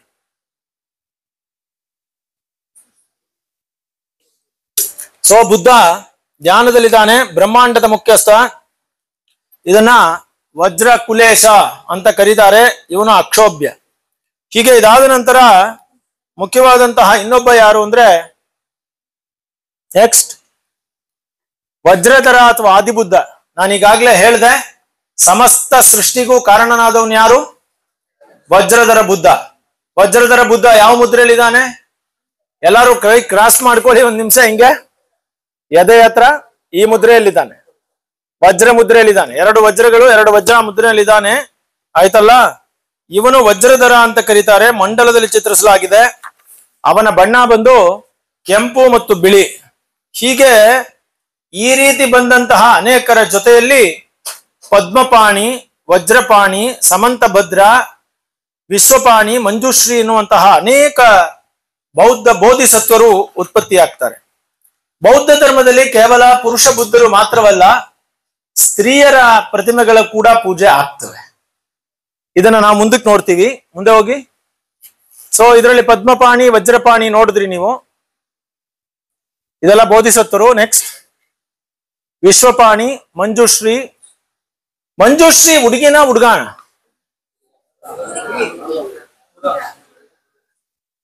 ಮಂಜುಶ್ರೀ ಹುಡುಗಾನ ಹುಡುಗಿನ? ಬುದ್ಧ ಅವನು. ಸೊ ಹಾಗಾಗಿ ಹುಡುಗ ಮಂಜುಶ್ರೀನ ಸಾಮಾನ್ಯವಾಗಿ ಏನ್ ಮಾಡ್ಕೊಳ್ತಾರೆ ಹೇಳಿ ಹೇಳಿ ಹೇಳ್ತೀನಿ ಇವಾಗ. ಸ್ತ್ರೀ ದೇವತೆಗಳು ಅವರೆಲ್ಲ ಇಲ್ಲಿಗೆ ಮುಂದಕ್ಕೆ ಬರ್ತಾರಲ್ಲ. ಸೊ ಹಾಗಾಗಿ ಮುಂದೆ ಈಗ ನಾವು ನೋಡೋದಾದ್ರೆ ನೆಕ್ಸ್ಟ್ ತಾರಾ. ಆವಾಗ ಏನಾಯ್ತು, ಪುರುಷ ದೇವತೆಗಳು ಮಾತ್ರವಲ್ಲ, ಬೌದ್ಧ ಧರ್ಮದಲ್ಲಿ ಸ್ತ್ರೀ ದೇವತೆಗಳನ್ನು ಕೂಡ ಪರಿಚಯಿಸಲಾಯಿತು. ಸ್ತ್ರೀ ದೇವತೆಗಳೂ ಕೂಡ ನಾವು ಪ್ರತಿಮಾ ಶಾಸ್ತ್ರದಲ್ಲಿ ನೋಡ್ತೀವಿ. ಅಂತಹ ಮೂಲ ದೇವತೆಗಳು ಯಾರ್ಯಾರು ಅಂತ ಕೇಳಿದ್ರೆ ತಾರಾ, ಪ್ರಜ್ಞಾಪರಿಮಿತ, ಭೃಕುಟಿ, ಮರೀಚಿ, ಹಾರೀತಿ, ಕುಂಡ, ಮಹಾಮಯೂರಿ, ಜಂಗುಲಿ, ಸರಸ್ವತಿ, ಇನ್ನಿತರ ಸಣ್ಣ ಸಣ್ಣ ದೇವತೆಗಳನ್ನ ನಾವು ನೋಡ್ತೀವಿ. ಇದನ್ನ ಕೂಡ ನೀವು ನೋಡ್ಬೋದು. ಆದಿ ಬುದ್ಧ ಹೇಗಿದ್ದಾನೆ ಅಂತ ನೋಡ್ಬೋದು ಕಲರ್ ಜೊತೆಲಿ. ನೆಕ್ಸ್ಟ್ ಹೋಗಿ. ಹಿಂದಿನ ನೋಡಿ, ಅಕ್ಷೋಭ್ಯ. ನೆಕ್ಸ್ಟ್ ಅಮೋಘ ಸಿದ್ಧಿ. ಚೆನ್ನಾಗಿದ್ದಾನ ಅಮೋಘ ಸಿದ್ಧಿ? ಅಮೋಘ ಸಿದ್ಧಿ ಬುದ್ಧನನ್ನ ನೋಡಿ ನೀವು, ಹೇಗಿದ್ದಾನೆ ಆ ಕಲರ್ ನೋಡಿ, ಆ ಕಲರ್ ಕಾಂಪ್ಲೆಕ್ಸನ್ ಎಲ್ಲ ನೋಡಿದ್ರೆ. ನೆಕ್ಸ್ಟ್ ಹಿಂದಕ್ಕೆ ಹೋಗಿ.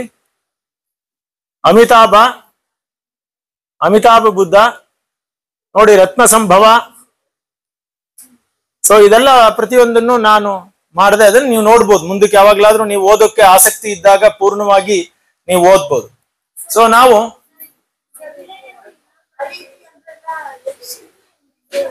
ಬೌದ್ಧ ಧರ್ಮದಲ್ಲಿ ಯಕ್ಷರು ಯಕ್ಷಿಣಿಯರನ್ನ ಪೂಜೆ ಮಾಡ್ತಾ ಇದ್ರು. ಆ ಯಕ್ಷರು ಯಕ್ಷಿಣಿಯರನ್ನೇ ಮುಂದಿನ ದಿನಗಳಲ್ಲಿ ಪ್ರಮುಖ ದೇವತೆಗಳನ್ನಾಗಿ ಚಿತ್ರಿಸಲಾಯಿತು. ಅಂತಹ ಚಿತ್ರಗಳಲ್ಲಿ ಪ್ರಮುಖವಾಗಿ ಬಂದವರು ಈ ತಾರಾ ಭಗವತಿ. ತಾರಾ ಭಗವತಿಯನ್ನ ಅತ್ಯಂತ ಪ್ರಮುಖ ಬುದ್ಧ ಧರ್ಮದ ದೇವತೆಯನ್ನಾಗಿ ನೋಡ್ಲಾಗ್ತದೆ. ಯಾಕೆ ಅಂತಂದ್ರೆ ಈ ತಾರಾ ಅನ್ನುವಂತಹದ್ದು ಬುದ್ಧನ ಶಕ್ತಿಗಳು. ಹಾಗಾಗಿ ಈ ಪ್ರತಿಯೊಂದು ನಾವು ಏನು ಅಮೋಘ ಸಿದ್ಧಿ ಇವ್ರನ್ನೆಲ್ಲ ಹೇಳಿದ್ವಿ, ಇವರೆಲ್ಲರೂ ಕೂಡ ಶಕ್ತಿಯ ಆರಾಧನೆಯನ್ನು ನೋಡ್ತಾರೆ. ಈ ಅಮೋಘ ಸಿದ್ಧಿ ಅಂತ ಯಾರನ್ನ ನೋಡಿದ್ರ ಬುದ್ಧನನ್ನ, ಈ ಅಮೋಘ ಸಿದ್ಧಿ ಬುದ್ಧನಿಂದ ಹೊರಬಂದಂತಹ ಶಕ್ತಿಯೇ ತಾರಾ. ತಾರಾ ಅಂದ್ರೆ ತೇಜಸ್ ಅಂತ. ಅಂತಹ ಸ್ತ್ರೀ ರೂಪ, ಆ ಶಕ್ತಿಯ ಆರಾಧನೆ 7ನೇ ಶತಮಾನದಲ್ಲಿ ಭಾರತದಲ್ಲಿ ಆರಂಭವಾಯಿತು. ತಾರಾ ಭಗವತಿಯ ಇದು ತಂತ್ರಯಾನದಲ್ಲಿ ಬಹಿರಂಗವಾಗಿತ್ತಿದು. ಪುರುಷ ದೇವರ ಉಪಕಾರವನ್ನ ಶಕ್ತಿಯ ಮೂಲಕ ಹೇಳೋದಕ್ಕೆ ಆರಂಭಿಸಿದ್ರು. ಅವಳು ವಿವಿಧ ರೂಪದಲ್ಲಿ ಕಾಣಿಸ್ಕೊಳ್ತಾಳೆ. ತಾರೆಯ ಬಣ್ಣ ಹಸಿರು. ಅದಷ್ಟೇ ಅಲ್ಲ, 2 ತಾರೆಯರಿದ್ದಾರೆ. ಒಂದು ಬಿಳಿ ತಾರೆ, ಇನ್ನೊಂದು ನೀಲಿ ತಾರೆ. ಅಂದ್ರೆ ತಾರೆಯನ್ನ ಶ್ವೇತ ತಾರ, ನೀಲ ತಾರ ಅಂತ 2 ಕರೀತಾರೆ. ಹಿಂದೂ ಧರ್ಮದಲ್ಲಿಯೂ ಕೂಡ ನೀಲ ಸರಸ್ವತಿ ಅಂತ ಒಂದು ಪೂಜೆ ಇದೆ. ಸರಸ್ವತಿಯ ಮಾಂತ್ರಿಕ ಸ್ವರೂಪವನ್ನ ಹಿಂದೂ ಧರ್ಮದಲ್ಲಿ ನೀಲ ಸರಸ್ವತಿ ಅಂತ ಕರೀತಾರೆ. ಹಾಗೆ ನೀಲ ಸರಸ್ವತಿ ಅಂತ ಇವಳು ಕೂಡ ಇದ್ದಾಳೆ. ಇವಳು ವರದ ಮುದ್ರೆಯನ್ನ ಇಟ್ಕೊಂಡಿರ್ತಾಳೆ. ಇದು ವರದ ಮುದ್ರೆ, ಇದು ಅಭಯ ಮುದ್ರೆ. ಇದು ವರದ ಮುದ್ರೆಯನ್ನ ತಾರಾ ಭಗವತಿ ಇಟ್ಕೊಂಡಿರ್ತಾಳೆ. ಇನ್ನೊಂದು ಕೈಯಲ್ಲಿ ಪದ್ಮವನ್ನ ಇಟ್ಕೊಂಡಿರ್ತಾಳೆ. ವಿಸ್ತಾರವಾದ ಛತ್ರಿಗಳಿವೆ. ಸೊ ಹೀಗೆ ಇರೋಂತಹದ್ದು ತಾರಾ ಭಗವತಿ. ತಾರಾಳನ್ನ ವಿದ್ಯಾರಾಜ್ಞಿ ಅಂತ ಕರೆದಿದ್ದಾರೆ. ಸಕಲ ದುಃಖಗಳನ್ನು ಹೋಗಿಲಾಡಿಸುವಂತಹ ದೇವಿ ಅಂತ ಕರೆದಿದ್ದಾರೆ. ಹಾಗಾಗಿ ತಾರಾ ಸ್ತೋತ್ರಗಳು ಬೌದ್ಧ ಧರ್ಮದಲ್ಲಿ ಅತ್ಯಂತ ಹೆಚ್ಚಿವೆ. ಆ ತಾರಾ ಭಗವತಿಯನ್ನ ಸಾಮಾನ್ಯವಾಗಿ ಟಿಬೆಟ್ ಮತ್ತು ಚೈನಾಗಳಲ್ಲಿ ಹೆಚ್ಚು ಆರಾಧನೆ ಮಾಡ್ತಾರೆ. ನಮ್ಮ ಕರ್ನಾಟಕದಲ್ಲಿಯೂ ಕೂಡ, ಮಧ್ಯ ಏಷ್ಯಾದಲ್ಲೇ ತಾರಾ ಚಿಹ್ನೆ ಬಹಳ ಅದ್ಭುತವಾದದ್ದು. ತಾರಾ ನಾವು ನೋಡ್ತೀವಿ, ಕಲ್ಯಾಣ ಚಾಲುಕ್ಯರ ಕಾಲದಲ್ಲಿ ಕರ್ನಾಟಕದಲ್ಲಿ ತಾರಾಳ ಪೂಜೆ ಇತ್ತು. ಡಂಬಳದಲ್ಲಿ ಲಕ್ಕುಂಡಿ ಅಂತ ಒಂದು ಜಾಗ ಇದೆ, ಅಲ್ಲಿ ಬೌದ್ಧ ವಿಹಾರದಲ್ಲಿ ಇತ್ತು ಅಂತ ಒಂದು ಉಲ್ಲೇಖ ಬರುತ್ತೆ. ಆದ್ರೆ ಯಾವುದು ನಮಗೆ ಸಿಕ್ಕಿಲ್ಲ. ಆದ್ರೆ ನಾವು ಬೇಕಾದಷ್ಟು ಬೌದ್ಧ ಧರ್ಮದ ವಿಚಾರಗಳನ್ನ ಕರ್ನಾಟಕದಲ್ಲಿ ಮತ್ತು ದಕ್ಷಿಣ ಭಾರತದಲ್ಲಿ ಕಳ್ಕೊಂಡಿದೀವಿ. ಅದೆಲ್ಲ ಒಂದು ಕಾಲದಲ್ಲಿ ಇದೆ, ಅದ್ರ ಬಗ್ಗೆ ಅಧ್ಯಯನಗಳು ಕಡಿಮೆ.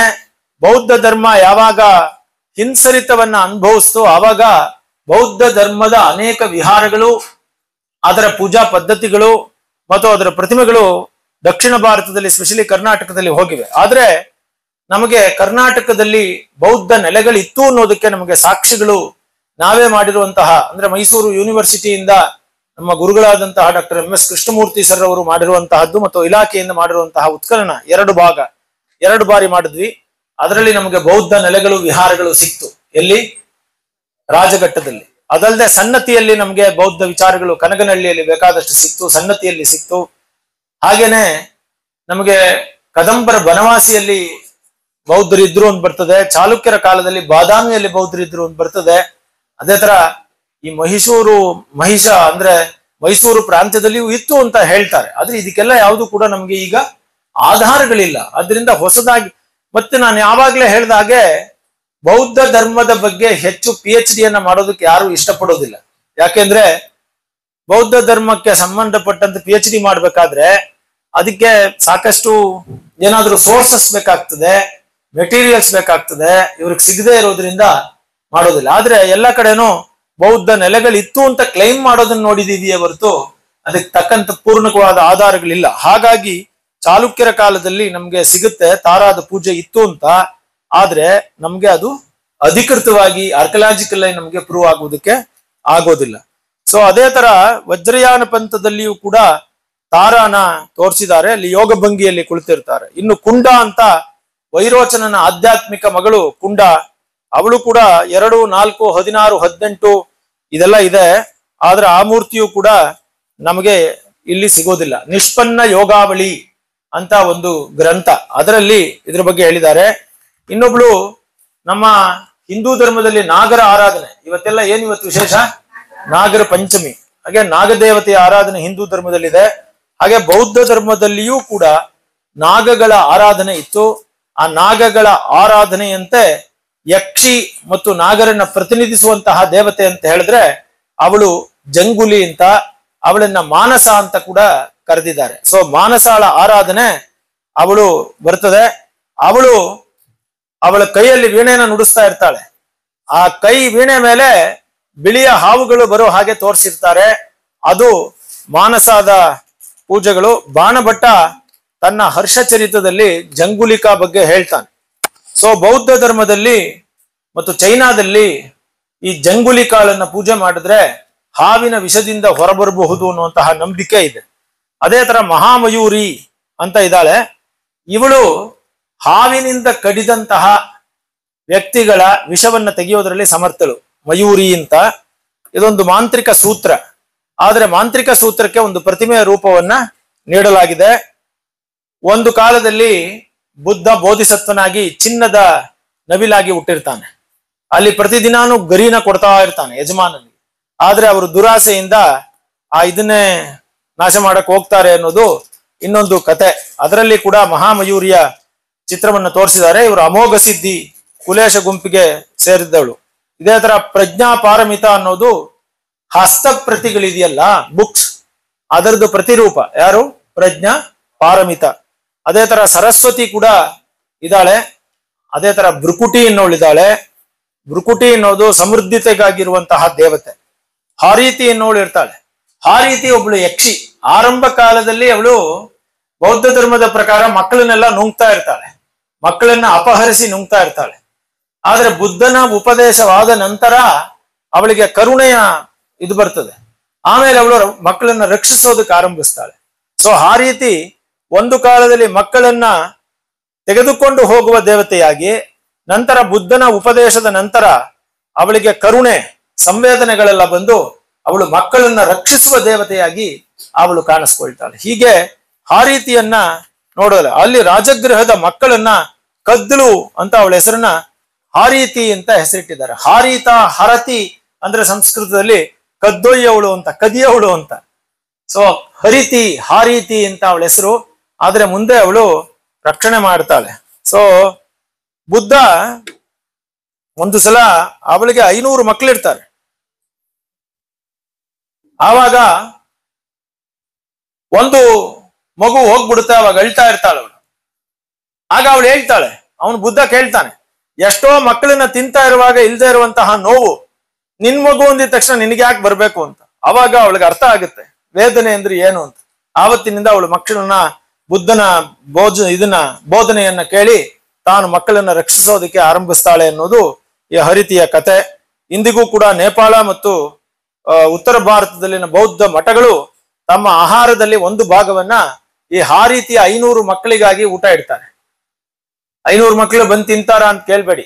ತಿರ್ಗಾ ನಮ್ಮ ಧರ್ಮದಲ್ಲಿ ಏನಪ್ಪಾ ಅಂದ್ರೆ ದೇವರಿಗಾಗಿ ಇಡೋದು ಅಂತಂದ್ರೆ ಜನಸಾಮಾನ್ಯರಿಗಾಗಿ ಬಳಸೋದು ಅಂತ ಅರ್ಥ. ಆ ರೀತಿಯಲ್ಲಿ ಬಳಕೆ ಆಗುತ್ತೆ. ಇದಲ್ದೇನೆ ತಾತ್ವಿಕ ದೇವತೆಗಳಿದ್ದಾರೆ, ಪಾರಮಿತರು, ವಸಿತಾಗಳು, ಭೂಮಿಗಳು, ಧರಣಿಗಳು, ಪ್ರತಿಸಂವಿತ್ತುಗಳು, ಚಿಕ್ಕ ದೇವತೆಗಳು. ಹೀಗೆ ಬೌದ್ಧ ಧರ್ಮದ ಪ್ರತಿಮಾಶಾಸ್ತ್ರ ಅತ್ಯಂತ ಸಮೃದ್ಧವಾದ ಒಂದು ಜೀವಮಾನವೆಲ್ಲ ಕಲಿಬಹುದಾದಂತಹ ಒಂದು ಪ್ರತಿಮಾಶಾಸ್ತ್ರವಾಗಿದೆ. ಆದ್ರೆ ದಕ್ಷಿಣ ಭಾರತದ ವಿದ್ಯಾಲಯಗಳಲ್ಲಿ, ಯೂನಿವರ್ಸಿಟಿಗಳಲ್ಲಿ ಈ ಭಾಗಗಳನ್ನ ಕಲಿಸೋದು ತುಂಬಾ ಕಮ್ಮಿ.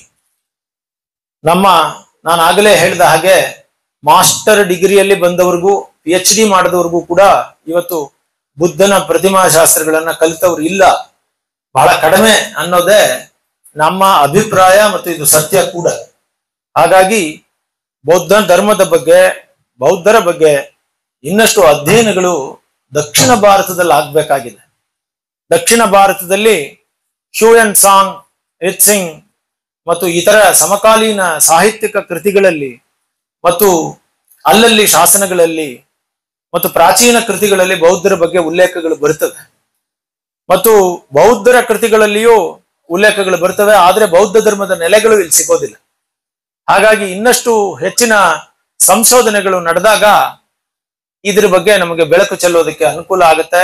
ಹೆಚ್ಚು ವಿದ್ಯಾರ್ಥಿಗಳು ಯೂನಿವರ್ಸಿಟಿಗಳಲ್ಲೂ ಕೂಡ ಬೌದ್ಧ ಧರ್ಮದ ಅಧ್ಯಯನಕ್ಕಾಗಿ ಇನ್ನಷ್ಟು ಪ್ರಯತ್ನಗಳನ್ನ ಪಡಬಹುದು ಅಂತ ಹೇಳ್ತಾ, ಇಂತಹ ಒಂದು ಬೌದ್ಧನ ಪ್ರತಿಮಾಶಾಸ್ತ್ರದ ಪರಿಚಯ ಒಂದು ಪಠ್ಯವನ್ನ ಪರಿಚಯ ಮಾಡಿಸೋದಕ್ಕೆ ಇಲ್ಲಿಗೆ ಕರೆದಿದ್ದಕ್ಕಾಗಿ ನಾನು ಈ ವಿಭಾಗದ ಅಂದ್ರೆ ಕರ್ನಾಟಕ ಸರ್ಕಾರದ ಪ್ರಾಚ್ಯ ಇಲಾಖೆ, ಪುರಾತತ್ವ ಸಂಗ್ರಹಾಲಯಗಳ ಇಲಾಖೆ ನಿರ್ದೇಶಕರು, ಕಮಿಷನರ್ ಆದಂತಹ ಶ್ರೀ ದೇವರಾಜ್ ಸರ್ ಅವರಿಗೂ, ಹಾಗೆಯೇ ನನ್ನನ್ನು ಈ ಕಾರ್ಯಕ್ರಮಕ್ಕೆ ಕರೆದು ಮಾತನಾಡಲು ಅನುವು ಮಾಡಿಕೊಟ್ಟಂತಹ, ಪ್ರೇರಣೆ ನೀಡಿದಂತಹ ನಮ್ಮ ಆತ್ಮೀಯರಾದ ಇಲಾಖೆಯ ಉಪನಿರ್ದೇಶಕರಾದಂತಹ ಡಾಕ್ಟರ್ CN ಮಂಜುಳಾರವರಿಗೂ ನಾನು ನನ್ನ ಹೃತ್ಪೂರ್ವಕವಾದ ಕೃತಜ್ಞತೆಗಳನ್ನು ಅರ್ಪಿಸ್ತೇನೆ.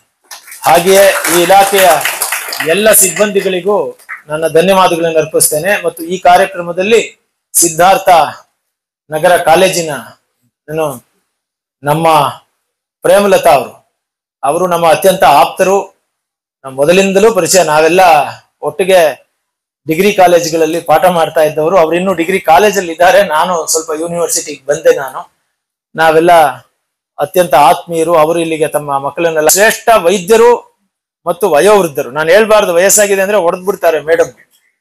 ನಿಮ್ಗೆಲ್ಲ ಆಶ್ಚರ್ಯ ಆಗ್ಬೋದು ಮಕ್ಕಳೇ, ಮೇಡಮ್ ಅವ್ರಿಗೆ ಆಲ್ಮೋಸ್ಟ್ 80 years. ಇಬ್ರು ಡಾಕ್ಟ್ರು. ಮೈಸೂರು ಮತ್ತು ಬೆಂಗಳೂರಲ್ಲಿ ಇರುವಂತಹ ಎಲ್ಲ ಆಫ್ತಾಲಮಾಲಜಿಸ್ಟ್, ಕಣ್ಣಿನ ಡಾಕ್ಟರ್ಗಳು ನಮ್ಮ ತಿರುಮಲಾಚಾರ್ಯ ಅವರ ಶಿಷ್ಯರು. ನಮ್ಮ ವೀಣಾ ಮೇಡಮ್ ಇವತ್ತಿಗೂ ಕೂಡ ಮಕ್ಕಳ ಶಿಶುಹಾರೈಕೆ ಮಾಡೋದ್ರಲ್ಲಿ ಪೀಡಿಯಾಟ್ರಿಕ್ಸ್ ಅಲ್ಲಿ ದೊಡ್ಡ ಹೆಸರು. ಇವತ್ತಿಗೂ ಹೋಗಿ ಆಪರೇಷನ್ಸ್ ಮಾಡ್ತಾರೆ. ಇವತ್ತಿಗೂ ಪೆಲೆಟಲ್ ಕೇರ್ ಅಲ್ಲಿ ಪೇಷಂಟ್ಸ್ ಗಳನ್ನ ನೋಡ್ಕೊಳ್ತಾರೆ. ಮತ್ತು ತಮ್ಮ 76ನೇ ವಯಸ್ಸಿನಲ್ಲಿ ಅವರು MA ಡಿಗ್ರಿಯನ್ನ ಪ್ರಾಚೀನ ಇತಿಹಾಸ ಮತ್ತು ಪುರಾತತ್ವ ಅಧ್ಯಯನ ವಿಭಾಗದಲ್ಲಿ ಮಾಡಿದ್ರು. ಅಲ್ಲಿನ ಕ್ಯೂರೇಟರ್ ಆಗಿರುವಂತಹ ಡಾಕ್ಟರ್ ಶಶಿಕುಮಾರ್ ಅವರು ಬಂದಿದ್ದಾರೆ ಮತ್ತು ಅವರ ಎಲ್ಲ ವಿಭಾಗದ ವಿದ್ಯಾರ್ಥಿಗಳು ಬಂದಿದ್ದಾರೆ. ಅವರೆಲ್ಲರಿಗೂ ಮತ್ತು ಎಲ್ಲ ಸಾರ್ವಜನಿಕರಿಗೂ ನಿಮ್ಮೆಲ್ಲರಿಗೂ ಧನ್ಯವಾದಗಳು. ನಮಸ್ಕಾರ. ಏನಾದರೂ ಪ್ರಶ್ನೆಗಳಿದೆ? ಇದೆಲ್ಲದಕ್ಕಿಂತ ಮುಖ್ಯವಾಗಿ ನಮ್ಮ ವಿಭಾಗದ ನ್ಯಾಡ್ ವಿಭಾಗದ ಮುಖ್ಯಸ್ಥರಾದಂತಹ, ಅಂದ್ರೆ ನಮ್ಮ ನ್ಯಾಡ್ ವಿಭಾಗದಲ್ಲಿ ಇಂಜಿನಿಯರ್ ಆಗಿರುವಂತಹ ನಿಶ್ಚಿತ ಸರ್, ಪಾಪ PPT ಎಲ್ಲ ಮಾಡೋದಕ್ಕೆ ತುಂಬಾ ಸಹಾಯ ಮಾಡಿದ್ದಾರೆ. ನಿಶ್ಚಿತ ಆಗಿ ಕೂಡ ನಾನು ಧನ್ಯವಾದಗಳನ್ನು ಅರ್ಪಿಸ್ತೇನೆ. ಒಂದು ನಿಮಿಷದಲ್ಲಿ ನನ್ನ ವಿಭಾಗದ ಬಗ್ಗೆನೂ ಹೇಳ್ಬಿಡ್ತೀನಿ. ನೀವೆಲ್ಲ ನ್ಯಾಡ್ ಅಂತ ಕೇಳಿದ್ದೀರಾ? ನ್ಯಾಷನಲ್ ಅಕಾಡೆಮಿಕ್ ಡೆಪಾಸಿಟರಿ ಅಂತ. ದಯವಿಟ್ಟು ಅದ್ರ ಬಗ್ಗೆ ಒಂದಷ್ಟು ಇವತ್ತು ಗೂಗಲ್ ಅಲ್ಲಿ ನೋಡಿ. ಇನ್ನೆರಡನೇದು, ನಮ್ಮ ವಿಭಾಗ ಕರ್ನಾಟಕ ರಾಜ್ಯ ಮುಕ್ತ ವಿಶ್ವವಿದ್ಯಾನಿಲಯದಲ್ಲಿ ಅತ್ಯಂತ ಅಪೂರ್ವವಾದಂತಹ ಒಂದು ಪ್ರಾಚೀನ ಇತಿಹಾಸ ಮತ್ತು ಪುರಾತತ್ವ ಅಧ್ಯಯನ ವಿಭಾಗ ಆಗಿದೆ. ಯಾರು ಬೇಕಾದ್ರೂ, ಯಾಕಂದ್ರೆ ಇದು ಓಪನ್ ಡಿಸ್ಟೆನ್ಸ್ ಲರ್ನಿಂಗ್, 2 ಡಿಗ್ರಿಗಳನ್ನ ಇವಾಗ UGC ನಿಯಮಗಳ ಪ್ರಕಾರ 2 ಡಿಗ್ರಿಗಳನ್ನ ಏಕಕಾಲದಲ್ಲಿ ಮಾಡಬಹುದು.